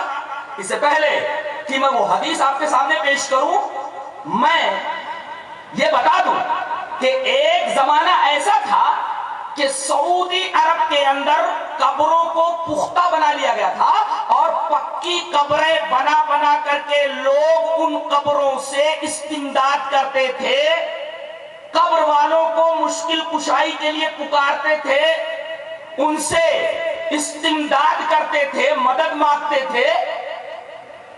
حضرت محمد ابن عبد الوہاب نجدی نے حکومت کی مدد سے ان تمام پکی قبروں کو اکھاڑ دیا اور انہیں زمین کے برابر کر دیا. انہوں نے کون سا گناہ کیا؟ انہوں نے جو یہ عمل کیا در حقیقت نبی کریم صلی اللہ علیہ وسلم کی ایک حدیث کی روشنی میں کیا, اور اگر حدیث پر عمل کرنا گناہ ہے تو یہ گناہ ان سے ہوا ہے. وہ کون سی حدیث ہے؟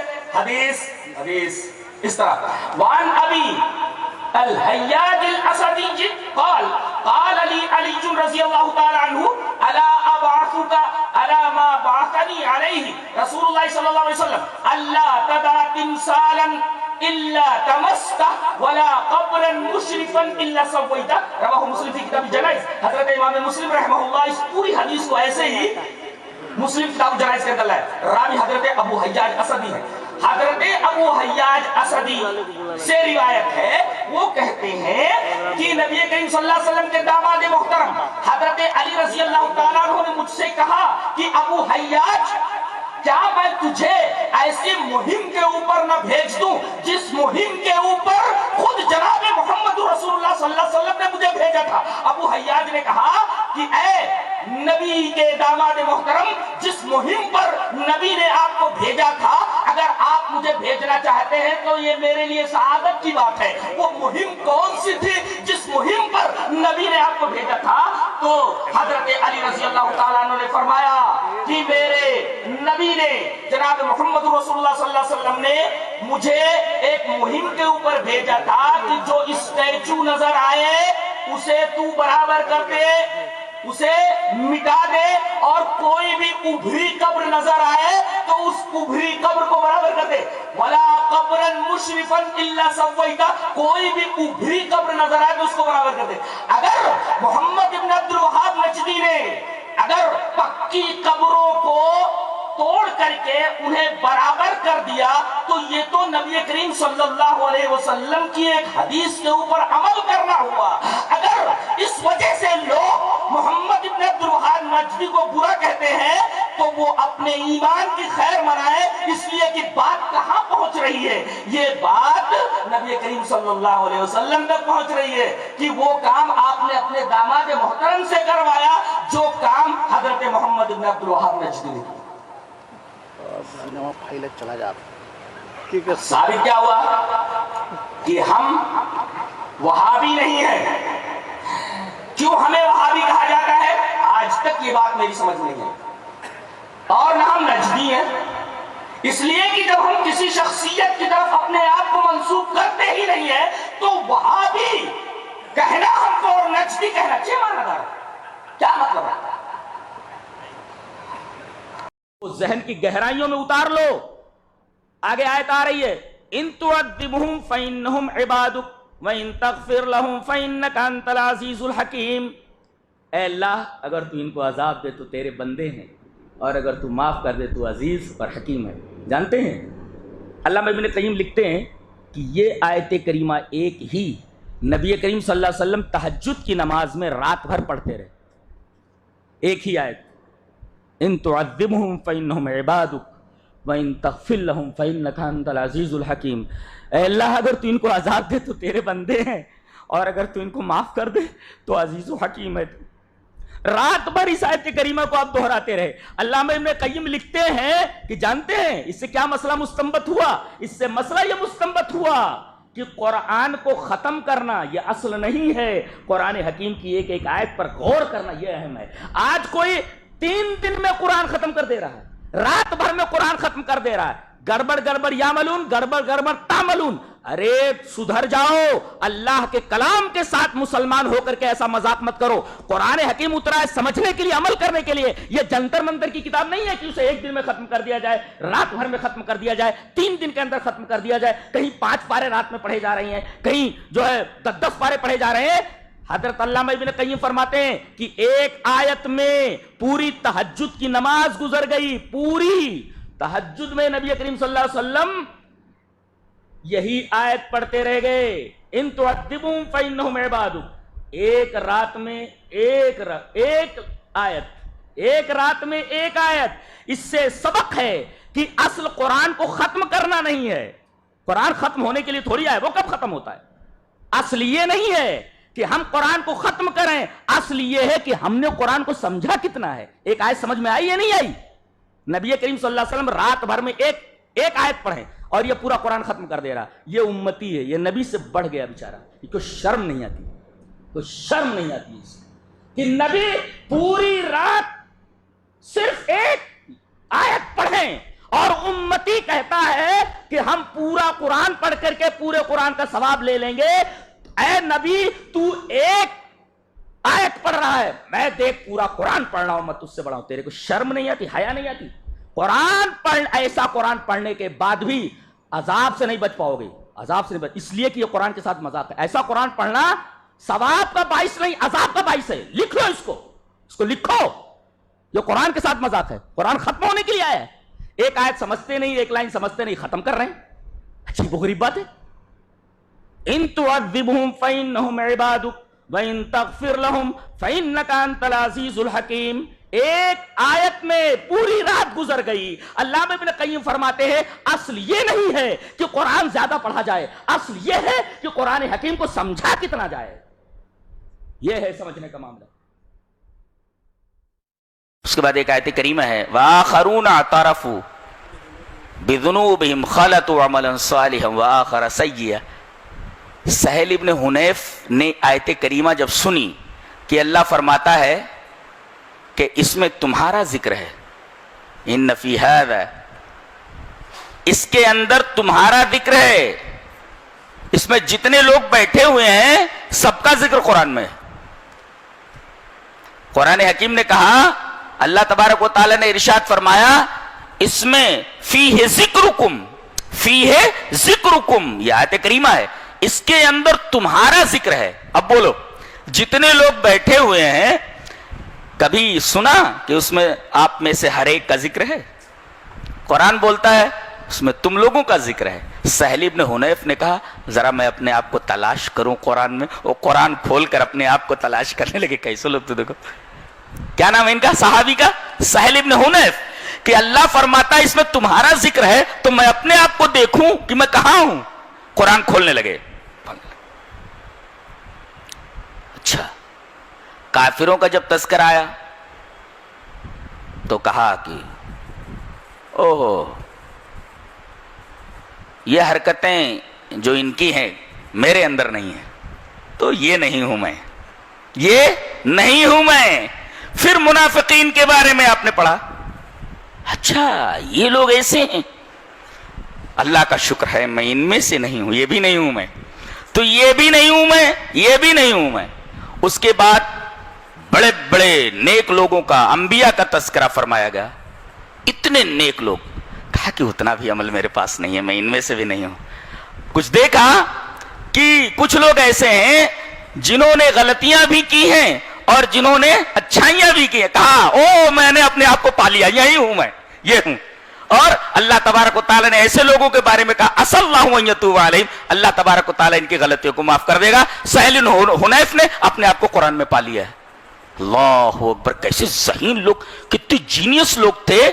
قرآن میں کہا گیا کہ اس میں تمہارا ذکر ہے تو یہ آدمی اپنے آپ کو ڈھونڈنے لگا اور اپنے آپ کو پا لیا. اللہ نے فرمایا وآخرون اعترفوا بذنوبہم خلطوا عملا صالحا وآخر سیئا، کہ انہوں نے نیکیاں بھی کی لیکن کچھ برائیاں بھی ہو گئی ہیں، تو نیکیاں اور برائیاں خلط ملت ہو گئی. خلطوا عملا صالحا وآخر سیئا، اس میں برائیاں بھی ہیں اور نیکیاں بھی ہیں. نیکیاں کرتے کرتے کچھ برائیاں ہو گئی ہیں. کہا کہ بس میں یہی ہوں، میں نے اپنے آپ کو پا لیا ہے.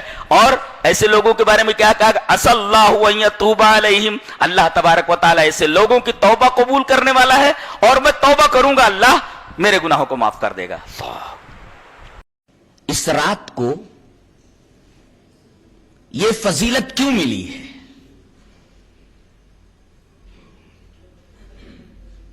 جواب اس کا سورہ قدر کے اندر دیا گیا ہے. اللہ نے فرمایا انا انزلناہ فی لیلۃ القدر، بے شک ہم نے اس کو یعنی قرآن کو لیلۃ القدر میں نازل کیا ہے. گویا رمضان کو جو کچھ فضیلت حاصل ہے وہ قرآن کے طفیل میں ہے، اور اس رات کو جو کچھ فضیلت حاصل ہے وہ اسی رات میں قرآن حکیم کے نزول کی وجہ سے ہے. اس مہینے کو جو برکت عطا کی گئی ہے، اس کو جو مبارک شہر قرار دیا گیا ہے، شہر مبارک کہا گیا ہے کہ یہ پورا مہینہ برکت کا ہے. یہ مبارک مہینہ مبارک اس وجہ سے بنا ہے کہ اسی مہینے کے اندر قرآن نازل ہوا، اور اللہ تعالی نے اس رات کے ساتھ ایک صفت جوڑی ہے مبارکہ. جیسے یہ شہر مبارک ہے، یہ مہینہ مبارک ہے، ایسے ہی یہ رات مبارک ہے. اللہ نے فرمایا حامیم والکتاب المبین انا انزلناہ فی لیلۃ مبارکۃ، مہینہ مبارک ہوا اس قرآن کے نازل ہونے کی وجہ سے، رات مبارک ہوئی، برکت والی ہوئی اس کتاب عزیز کے اسی رات میں نزول کی وجہ سے. تو سارا کریڈٹ اس برکت کا، چاہے وہ مہینے کی برکت ہو اور چاہے وہ رات کی برکت ہو، ڈائریکٹ قرآن حکیم کے حق میں جاتا ہے.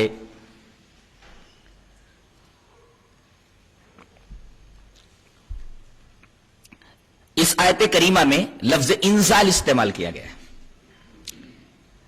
آپ ایک سوال یہاں کر سکتے ہیں کہ قرآن حکیم کے بارے میں کبھی اللہ تبارک و تعالی لفظ انزال استعمال کرتا ہے اور کبھی تنزیل استعمال کرتا ہے. یہاں قرآن حکیم کے نازل کرنے کے بارے میں لفظ انزال استعمال فرمایا ہے, اور جہاں حفاظت کی بات کہی ہے وہاں تنزیل ہے. یہاں فرمایا انا انزلناہ, ہم نے اس کتاب کو, اس قرآن کو انزال کیا, نازل کیا. سورہ ہجر میں فرمایا انا نحن نزلنا الذکر وانا لہ لحافظون. تو انزال میں اور تنزیل میں کیا فرق ہے؟ فرق یہ ہے کہ جہاں لفظ انزال آیا اس کا مطلب یہ ہے کہ اللہ تعالی نے اس کتاب کو لوح محفوظ سے پورا کا پورا ایک ساتھ سمائے دنیا پر ایک مقام جس کا نام بیت العزت ہے وہاں پر اتار دیا. تو جہاں جہاں لفظ انزال ہے اس کا مطلب یہ ہے کہ لوح محفوظ سے یہ پوری کتاب ایک ساتھ سمائے دنیا پر ایک مقام ہے بیت العزت وہاں پر اتار دی گئی. اور تنزیل کا مطلب یہ ہے کہ حسب ضرورت 23 سالوں میں جناب محمد الرسول اللہ صلی اللہ علیہ وسلم پر رفتہ رفتہ نجمن نجمن جزءن جزءن حسب وقائع حسب ضروریات اترا ہے. اسی وجہ سے اس کو تنزیل کہا گیا ہے, ٹکڑے ٹکڑے کر کے اتارنا. تو لوح محفوظ سے بیت العزت پر اترا اس کے لیے انزال, اور بیت العزت سے 23 سالوں میں حسب ضرورت رفتہ رفتہ جو جناب محمد رسول اللہ صلی اللہ علیہ وسلم پر اتارا گیا وہ تنزیل ہے. صراحت کر دی گئی کہ یہ قرآن ہم نے لوح محفوظ سے جو بیت العزت پر اتارا وہ وقت دن کا نہیں تھا, رات کا تھا. اور وہ رات کون سی تھی؟ یہی لیلۃ القدر تھی اور رمضان کی ایک رات تھی. دوسرا سوال یہ پیدا ہوا کہ اس کو اللہ نے لیلۃ القدر کیوں کہا؟ لیلۃ مبارکہ کہا, برکت والی رات ہے, وہ تو سمجھ میں آیا, لیکن وہ بھی کہاں سمجھ میں آیا؟ وہ بھی کہاں سمجھ میں آیا؟ برکت کا کیا مطلب ہوتا ہے؟ برکت کا کیا مطلب ہوتا ہے؟ برکت کا مطلب ہوتا ہے کسی چیز میں برابر اضافہ ہوتے رہنا, یہ برکت ہے. ہم دعا کرتے ہیں اللہم بارک علی محمد صلی اللہ علیہ وسلم, اے اللہ محمد صلی اللہ علیہ وسلم پر برکت نازل فرما. اس کا کیا مطلب؟ آپ کے درجات کے اندر برابر اضافہ کرتا جا, برابر زیادتی فرماتا جا, آپ کے درجات کو بڑھاتا جا, تو برکت کے اندر زیادتی کا تسلسل ہوتا ہے. اسی وجہ سے اس کو برکت کہا جاتا ہے.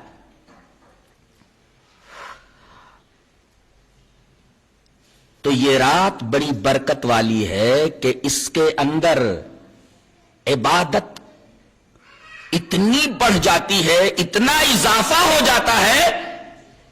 کتنا اضافہ ہو جاتا ہے اس کی صراحت خود اللہ تبارک و تعالی نے کر دی.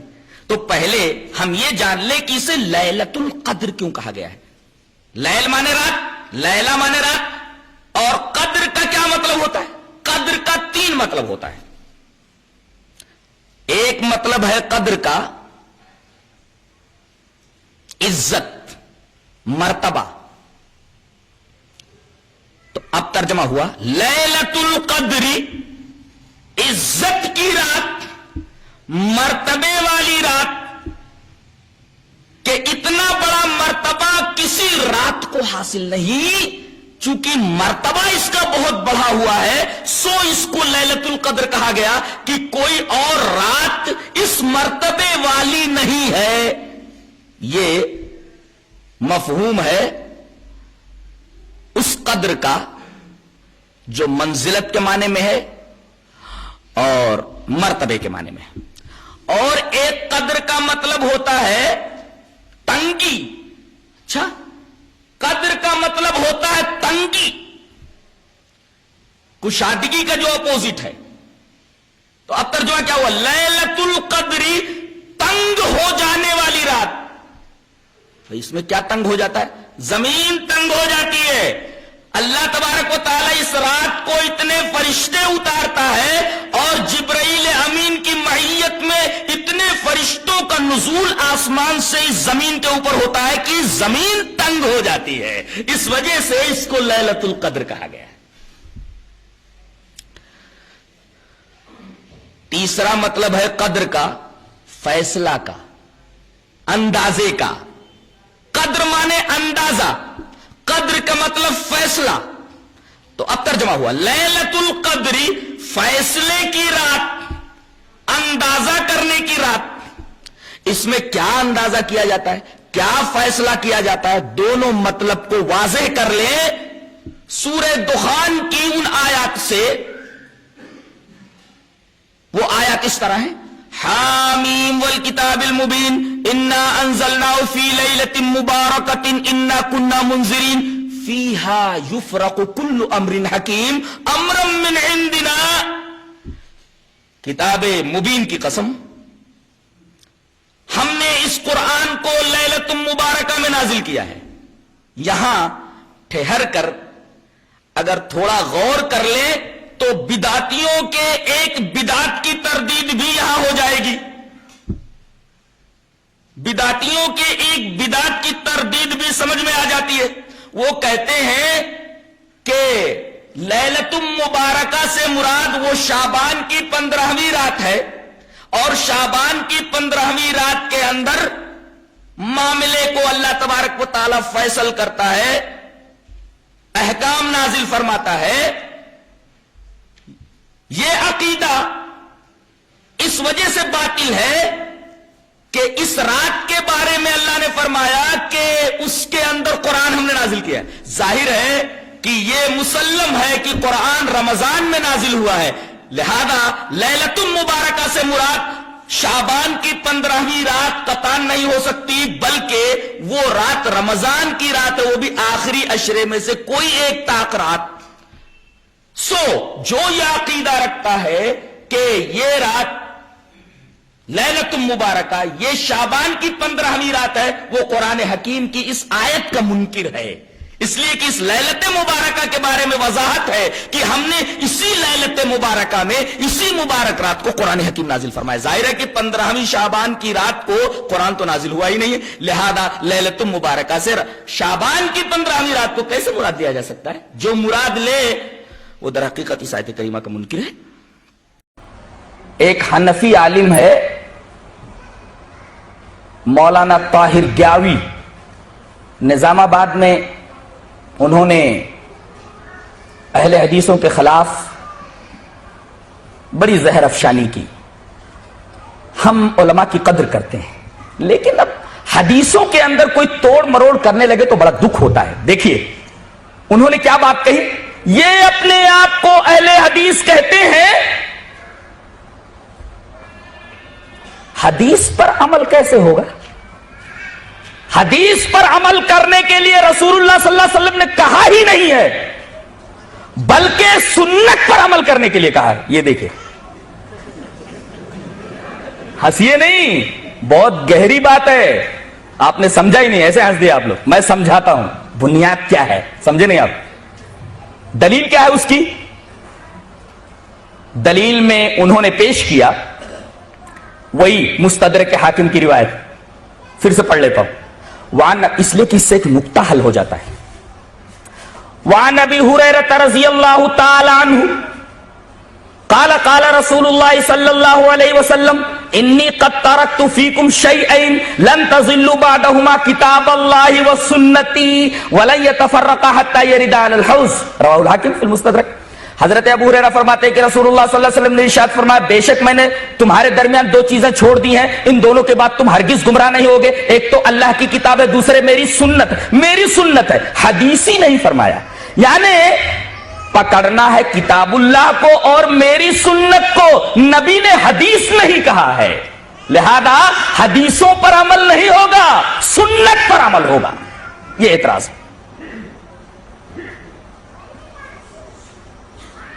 جواب دے سکتے ہیں آپ لوگ، علماء دے سکتے خالی، آپ لوگ خالی ہنس دیے ہیں۔ دیکھو نبی نے یہاں سنت کیوں کہا ہے معلوم ہے؟ آپ کا فعل بھی دو طریقے کا، جیسے قول دو طریقے کا، آپ جو کریں حدیث، اس لیے کہ حدیث کی تعریف ہے ما اضیف الی رسول اللہ صلی اللہ علیہ وسلم قولا او فعلا، جو کام آپ کریں وہ بھی حدیث ہے. اچھا، آپ نے بیک وقت 9 بیویاں رکھی ہیں، رکھیں گے آپ؟ فیل ہے آپ کا، یہ فیل ہے آپ کا. بہت ساری چیزیں ایسی کی ہیں جو آپ نہیں کر سکتے. عزیز محترم مولانا احمد اللہ صاحب نے ایک بات ارشاد فرمائی کہ نجاشی کی نماز غائبانہ یہ رسول اللہ صلی اللہ علیہ وسلم کے لیے خاص تھی، آپ نہیں پڑھ سکتے. تو بعض باتیں رسول اللہ صلی اللہ علیہ وسلم کے لیے خاص، بیک وقت آپ 9 بیویاں نہیں رکھ سکتے، 4 ہی بیویوں کی اجازت ہے. اب آپ کہیں کہ رسول اللہ صلی اللہ علیہ وسلم کا فعل حدیث ہے، تو یہ فعل بھی موجود ہے.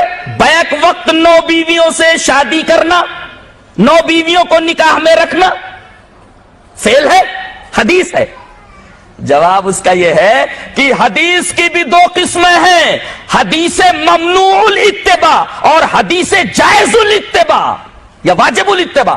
تو حدیث کی وہ قسم جو ممنوع الاتباع ہے، جس کی اتباع نہیں کی جا سکتی، اور سنت کہتے ہیں ان حدیثوں کو جن کی اتباع جائز اور جن کی اتباع واجب ہے. اسی وجہ سے رسول اللہ صلی اللہ علیہ وسلم نے سنت کا لفظ استعمال فرمایا ہے کہ میری ان حدیثوں کے اوپر تمہیں عمل کرنا ہے جو واجب الاتباع ہے، ممنوع الاتباع حدیث کے اوپر تمہاری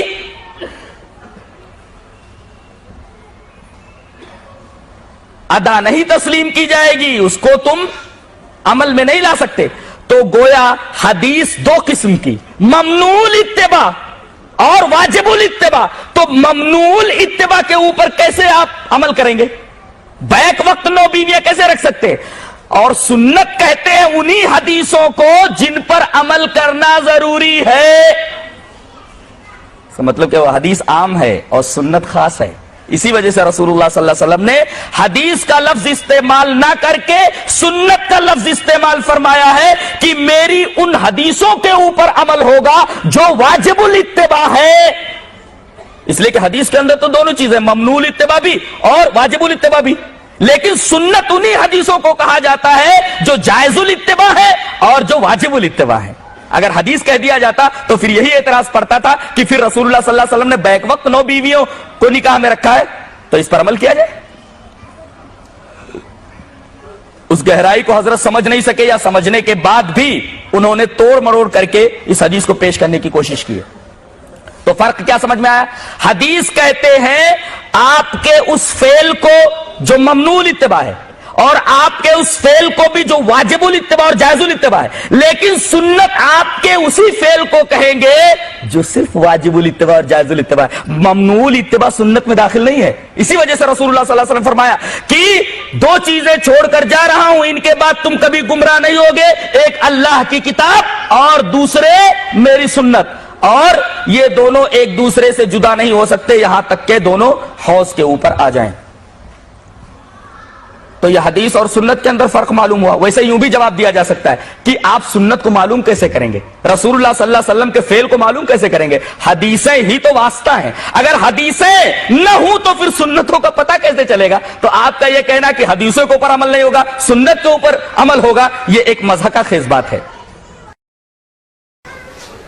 ایک نقطہ بتاؤں،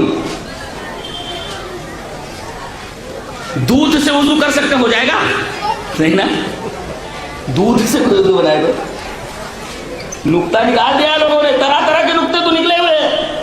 اب حدیث کے بارے میں نقطہ نکلا ہوا ہے کہ حدیث الگ ہے سنت الگ ہے. بتائیے کتنا بڑا پاگل بنے، کتنی بڑی جہالت ہے. حدیث الگ ہے سنت الگ ہے. میں ایک بات بولتا ہوں، حدیث کی 3 قسمیں ہیں. حدیث قولی، رسول اللہ صلی اللہ علیہ وسلم نے اپنی زبان مبارک سے کہا ہو، بات کہی، وہ حدیث قولی. اور کوئی کام آپ نے کیا ہو اس کو حدیث فعلی کہتے ہیں. اور کوئی کام آپ نے کسی کو کرتے ہوئے دیکھا اور خاموشی اختیار کی، حدیث تقریری ہے. تو جو آپ نے کیا جس کو ہم سنت کہتے ہیں وہ حدیث فعلی ہے. اب یہ کہنا کہ سنت الگ حدیث الگ ہے، کیا پاگل بنا ہے. اچھا میں ایک بات بولتا بولتا ہوں, نبی کریم صلی اللہ علیہ وسلم نے جو کیا وہ سنت ہے. کیا یہ کہنا چاہتا ہوں, نبی نے جو کیا وہ سنت ہے. آپ کو کیسے معلوم ہوا کہ نبی نے یہ کیا ہے؟ اس کا ذریعہ کیا ہے جاننے کا؟ مثلا میں ایک بات بولتا ہوں, نبی کے امام کہے ولا ضالین, تو آپ کو کیا بولنا ہے؟ یہ بولو پہلے, آمین بولنا نا. ارے بھائی وہ لوگ کہتے ہیں دھیرے بولو, لیکن بہرحال سنت مانتے ہیں کہ نہیں؟ اور آپ لوگ کہتے ہیں کہ زور سے بولا جائے, آپ لوگ کہتے ہیں کہ زور سے بولا جائے, وہ لوگ کہتے ہیں کہ دھیرے بولا جائے. ٹھیک ہے, وہ بھی مانتے ہیں کہ بولا جائے. بولنا کیا ہے آمین بالجہر کا؟ آپ لوگ کیا بولتے ہیں؟ زور سے آمین بولنا کیا ہے؟ سنت ہے. کیا ہے سنت ہے؟ بولو نا, سنت ہے. اچھا ان لوگوں سے پوچھا جائے کہ آپ لوگ آمین بولتے بولتے ہیں تو کیسے بولا جائے؟ بولے دھیرے بولا جائے. اچھا یہ دھیرے بولنا کیا سنت ہے نا؟ اب یہ سنت ہے تو دکھاؤ کہاں ہے؟ کیسے آپ کو معلوم ہوا کہ یہ سنت ہے؟ حدیث میں دکھائیں گے. آؤ حدیث پڑھ دیتا ہوں, میں بتاتا ہوں یہ سنت ہے کدھر. حدیث میں حدیث اس طرح, وعن وائل بن حجر رضی اللہ تعالی عنہ انه صلى خلف رسول الله صلی اللہ علیہ وسلم فجهر بآمین وسلم عن يمينه وعن شماله حتى رأيت بياض خده. رواه ابو داؤد في کتاب الصلاة. حضرت امام ابی داؤد اس حدیث پاک ویسے کتاب الصلاة کے اندر لائے. راوی حضرت وائل بن حجر ہے. حضرت وائل بن حجر رضی اللہ تعالیٰ فرماتے ہیں کہ انہوں نے نبی کریم صلی اللہ علیہ وسلم کے پیچھے نماز پڑھی, اور جب آپ نے والضالین کہا فجہر بآمین, آپ نے زور سے آمین کہا. یہ زور سے آمین جو سنت ہے یہ کس سے کیسے معلوم ہوا؟ اس حدیث سے معلوم ہوا, اس حدیث سے معلوم ہوا. اس کا مطلب ہے کہ سنت کو جاننے کا ذریعہ حدیث ہے. لہذا حدیث محل ہے, مکان ہے سنت کا. اگر حدیث نہیں جانیں گے تو سنت کا علم نہیں ہوگا. لہذا حدیث اور سنت کے درمیان فرق کرنا, اور اس طریقے کے فرق کرنا کہ حدیث ہے سنت الگ ہے, حدیث پر عمل نہیں کیا جائے گا, سنت کو نری جہالت, میرا پاگل پنا ہے. سنت کو آپ دیکھیں گے کہاں؟ حدیث میں دیکھیں گے نا. اور کیا طریقہ ہے؟ یہ بولو, نماز میں ہاتھ باندھنا سنت ہے کہ نہیں؟ ہم لوگ کو فرض مانتے. اب کہاں باندھا جائے؟ کوئی کہتا ہے سینے کے اوپر ہاتھ باندھا جائے, برابر. کوئی کہتا ہے پیٹ کے اوپر, کوئی کہتا ہے پیٹ کے نیچے باندھا جائے, آزائے دولت کے اوپر باندھا جائے, آزائے دولت کے اوپر باندھا جائے. تو آزائے دولت کے اوپر باندھا جائے. آپ بہرحال باندھنا ہر ایک کیا ہے. میں پوچھتا ہوں یہ ہاتھ باندھنا نماز میں, چاہے یہاں باندھو, چاہے آزائے دولت پر باندھو, یا آزائے دولت سے نیچے باندھو, تو کہیں بھی باندھو, سنت مانتے ہو کہ نہیں؟ ہاتھ باندھنا سنت ہے. اب یہ سنت آپ کو کیسے معلوم ہوئی؟ حدیث سے معلوم ہے. حدیث اس طرح. وعن وائل بن حجر رضی اللہ تعالی عنہ قال صلیت مع رسول اللہ صلی اللہ علیہ وسلم فوضع يده اليمنى على يده اليسرى على صدره. رواہ ابن خزیمہ فی صحیح. حضرت امام ابن خزیمہ اس حدیث پاک کو ایسے ہی صحیح ابن خزیمہ کا اندر لائے. راوی حضرت وائل بن حجر ہے. اس روایت کے ایک راوی محمد ابن اسماعیل کے اوپر کلام ہے, لیکن میں بولتا ہوں کہ 13 محدثین نے, 13 ناقدین جرح و تعدیل نے اس کی تعدیل کی ہے, توثیق کی ہے, جس میں یحییٰ ابن معین ہے. 5 لوگوں نے تجریح کی ہے اس کی. لہذا توثیق کرنے والوں کی تعداد زیادہ ہے. اور محمد ابن اسماعیل کی بات کو چھوڑ بھی دیا جائے تو یہ بہت سارے اس شاہدوں کے ساتھ ساتھ حدیث قابل عمل بن جاتی ہے. کہنا یہ ہے کہ ہاتھ باندھنا, کہیں بھی باندھو, باندھنا کیسے ثابت ہو, کیسے معلوم ہوا آپ کو؟ نبی کریم صلی اللہ علیہ وسلم کی سنت کیسے معلوم ہوئی؟ اس حدیث پاک سے معلوم ہوئی. کون سی حدیث؟ پھر سے پڑھتا ہوں. وعن وائل بن حجر رضی اللہ تعالی عنہ قال صلیت مع رسول اللہ صلی اللہ علیہ وسلم فوضع يده اليمنى على يده اليسرى على صدره. ہوا. اب یہ سنت کیسے معلوم ہوئی؟ نبی کریم صلی اللہ علیہ وسلم کی اس حدیث سے. تو سنت کو جاننے کا طریقہ حدیث ہے. حدیث نہ ہو تو سنت کو جانیں گے کیسے کہ نبی نے یہ کیا یا نہیں کیا؟ عجیب بات ہے. حدیث الگ ہے, سنت الگ ہے, ایسا کیسے فرق کر سکتے ہیں آپ؟ سنت تو محل, سنت تو یہ مکین ہے اور حدیث مکان ہے. حدیث اور سنت دونوں لازم موضوع ہے, ایک دوسرے کے علاوہ ایک دوسرے کو جدا نہیں کیا جا سکتا. جی, فرق نہیں کیا جا سکتا ایک دوسرے کے ساتھ مکین اور مکان کے درمیان.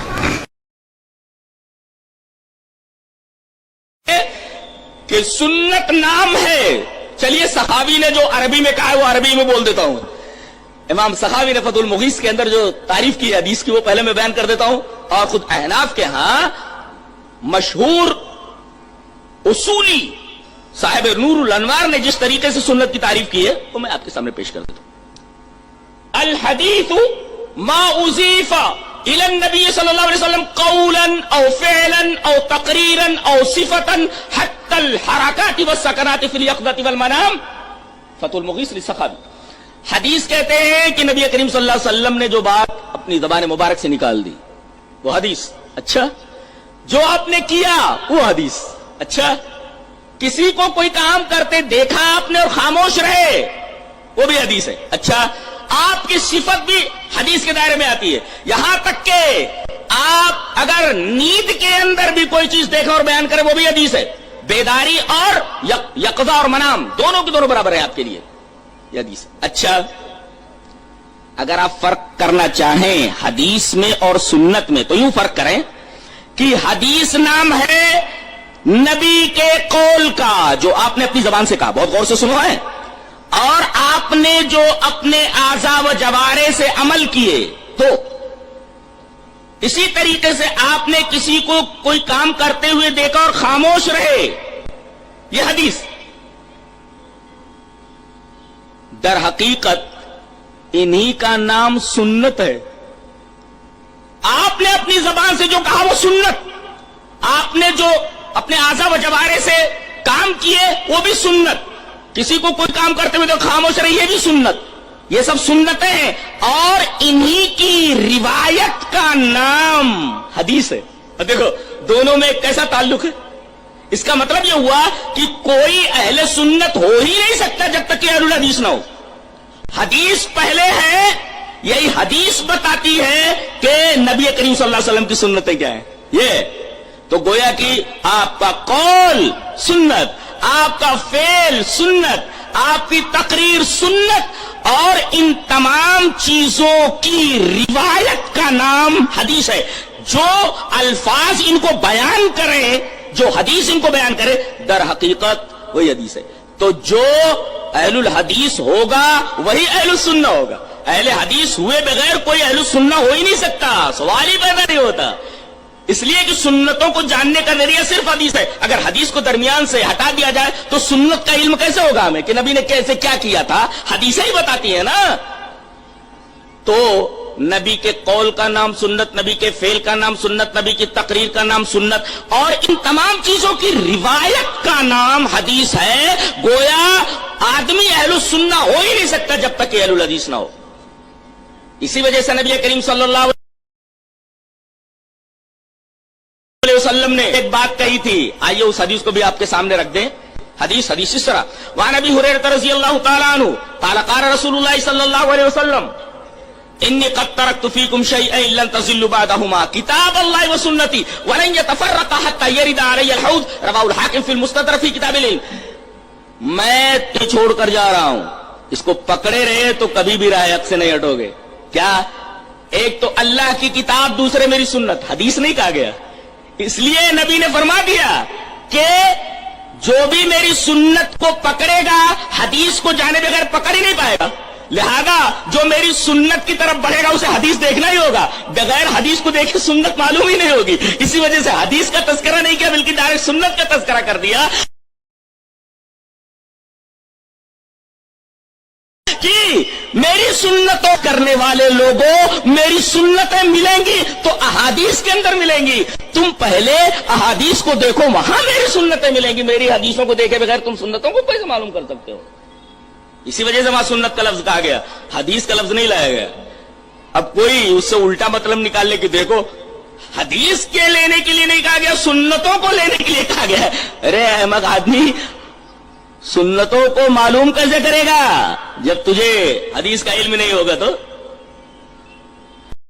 وَأَنِ اسْتَغْفِرُوا رَبَّكُمْ ثُمَّ تُوبُوا إِلَيْهِ يُمَتِّعْكُمْ مَتَاعًا حَسَنًا. تم لوگ توبہ کرو اور استغفار کرو تو اللہ تم کو متاع حسن عطا کرے گا. متاع حسن, یہ متاع کیا ہے اور حسن کیا ہے؟ متاع کا مطلب مفسرین نے لکھا ہے ما یتبلغ به من الزاد. آدمی جب چلتا ہے کہ مجھے فلاں جگہ جانا ہے تو راستے کے لیے کچھ توشہ لے لیتا ہے, پیسے رکھ لیتا ہے, بھوکا مر جائے گا وہ. پیسے لے لیتا ہے, کچھ توشے لے لیتا ہے. تو متا کہتے ہیں ما یتبلغ بہ من الزاد، منزل تک پہنچنے کے لیے جو توشہ ہے، جو زاد راہ ہے، وہ متا ہے۔ گویا اللہ نے وعدہ فرمایا ہے کہ اگر تم توبہ اور استغفار کرتے رہو تو جنت جو تمہاری منزل ہے، اس منزل تک پہنچنے کے لیے میں دنیا میں تم کو زاد راہ دے دیتا ہوں۔ یہ فائدہ ہے۔ ایک مطلب تو یہ ہوا اخروی فائدہ جو دنیا سے مل گیا اس کو، اور متاع حسن کا ایک اور مطلب بھی ہے۔ کہیں دنیا کو کہا گیا کہ دنیا متاع حسن ہے، اور کہیں کہا گیا دنیا متاع غرور ہے۔ یہاں دیکھیے متاع حسن کہا گیا ہے، اور ایک جگہ فرمایا گیا فمن زحزح عن النار وادخل الجنۃ فقد فاز وما الحیاۃ الدنیا الا متاع الغرور۔ دنیا کی زندگی تو متاع غرور ہے، تو کہیں دنیا کو دھوکے کا سامان کہا گیا ہے، کہیں متاع حسن کہا گیا ہے۔ اس کا کیا مطلب ہے؟ جواب یہ ہے کہ اگر انسان آخرت کو اپنی نگاہ میں رکھتے ہوئے دنیا کو استعمال کرتا ہے، غور سے سنیے، آدمی آخرت کو اپنی نگاہ میں رکھتے ہوئے دنیا کو استعمال کرتا ہے تو دنیا متاع حسن ہے، اور آخرت کو فراموش کر کے آدمی دنیا کو استعمال کرتا ہے تو دنیا متاع غرور ہے۔ یہ فرق ہے دنیا کا مفہوم سمجھنے میں۔ دنیا کبھی متاع غرور ہو جاتی ہے، دھوکے کا سامان، اور کبھی متاع حسن بن جاتی ہے۔ آخرت کو نگاہ میں رکھتے ہوئے دنیا کو کوئی استعمال کر رہا ہے تو دنیا متاع حسن، اور آخرت کو فراموش کر کے اگر کوئی آدمی دنیا کو استعمال کر رہا ہے تو دنیا متاع غرور ہے۔ تو اگر توبہ اور استغفار کرتا ہے آدمی تو اللہ تبارک و تعالیٰ کا وعدہ ہے کہ دنیا کو متاع حسن بنا دے گا تمہارے لیے۔ اور آدمی کو کیا چاہیے؟ آدمی چاہتا ہے کہ مجھے مال مل جائے، آدمی چاہتا ہے کہ مجھے بیٹے مل جائیں۔ اللہ نے فرمایا ایک نسخہ بتا رہا ہوں، مال بھی ملے گا، اولاد بھی ملے گی۔ اللہ نے فرمایا سورہ نوح کے اندر حضرت نوح علیہ السلام کی زبان سے فَقُلْتُ اسْتَغْفِرُوا رَبَّكُمْ إِنَّهُ كَانَ غَفَّارًا يُرْسِلِ السَّمَاءَ عَلَيْكُمْ مِدْرَارًا وَيُمْدِدْكُمْ بِأَمْوَالٍ وَبَنِينَ وَيَجْعَلْ لَكُمْ جَنَّاتٍ وَيَجْعَلْ لَكُمْ أَنْهَارًا۔ میں نے کہا کہ تم لوگ اپنے رب سے استغفار کرو، اپنے گناہوں کی معافی مانگو، بے شک وہ بہت غفار ہے۔ اور آگے فرمایا گیا اگر تم استغفار کرو گے، اپنے گناہوں کی معافی مانگو گے، گناہ کرنے کے بعد توبہ کرو گے تو فائدہ یرسل السماء علیکم مدرارا، اللہ آسمان سے بارش برسائے گا، ویمددکم باموال، تمہیں مال سے مدد دے گا، وبنین، اور اولاد سے نوازے گا۔ یہ ہے استغفار اور توبہ کا دنیاوی فائدہ، آسمان سے بارش کا ہونا، مال کے ذریعے مدد دیا جانا، بیٹے دیا جانا۔ آج دیکھو آدمی بیٹا نہ ہو 2-4 سال تک شادی ہونے کے بعد آدمی کون کون سے آستانے کے اوپر اپنا سر پٹکتا ہے۔ یہاں نسخہ بتا دیا گیا، اس نسخے کو استعمال نہیں کرتا، استغفار کرے، توبہ کرے۔ توبہ کی وجہ سے، استغفار کی وجہ سے اللہ نے وعدہ فرمایا ہے کہ آسمان سے بارش برسائے گا، مال دے گا، بیٹے دے گا۔ صرف مال نہیں کہا گیا، اموال، بہت سے مال، اور بیٹا نہیں کہا گیا، بنین جو ابن کی جمع ہے، بیٹے دے گا۔ یہ ہے توبہ اور استغفار کا دنیاوی فائدہ، مال بھی ملتا، بیٹے بھی ملتے۔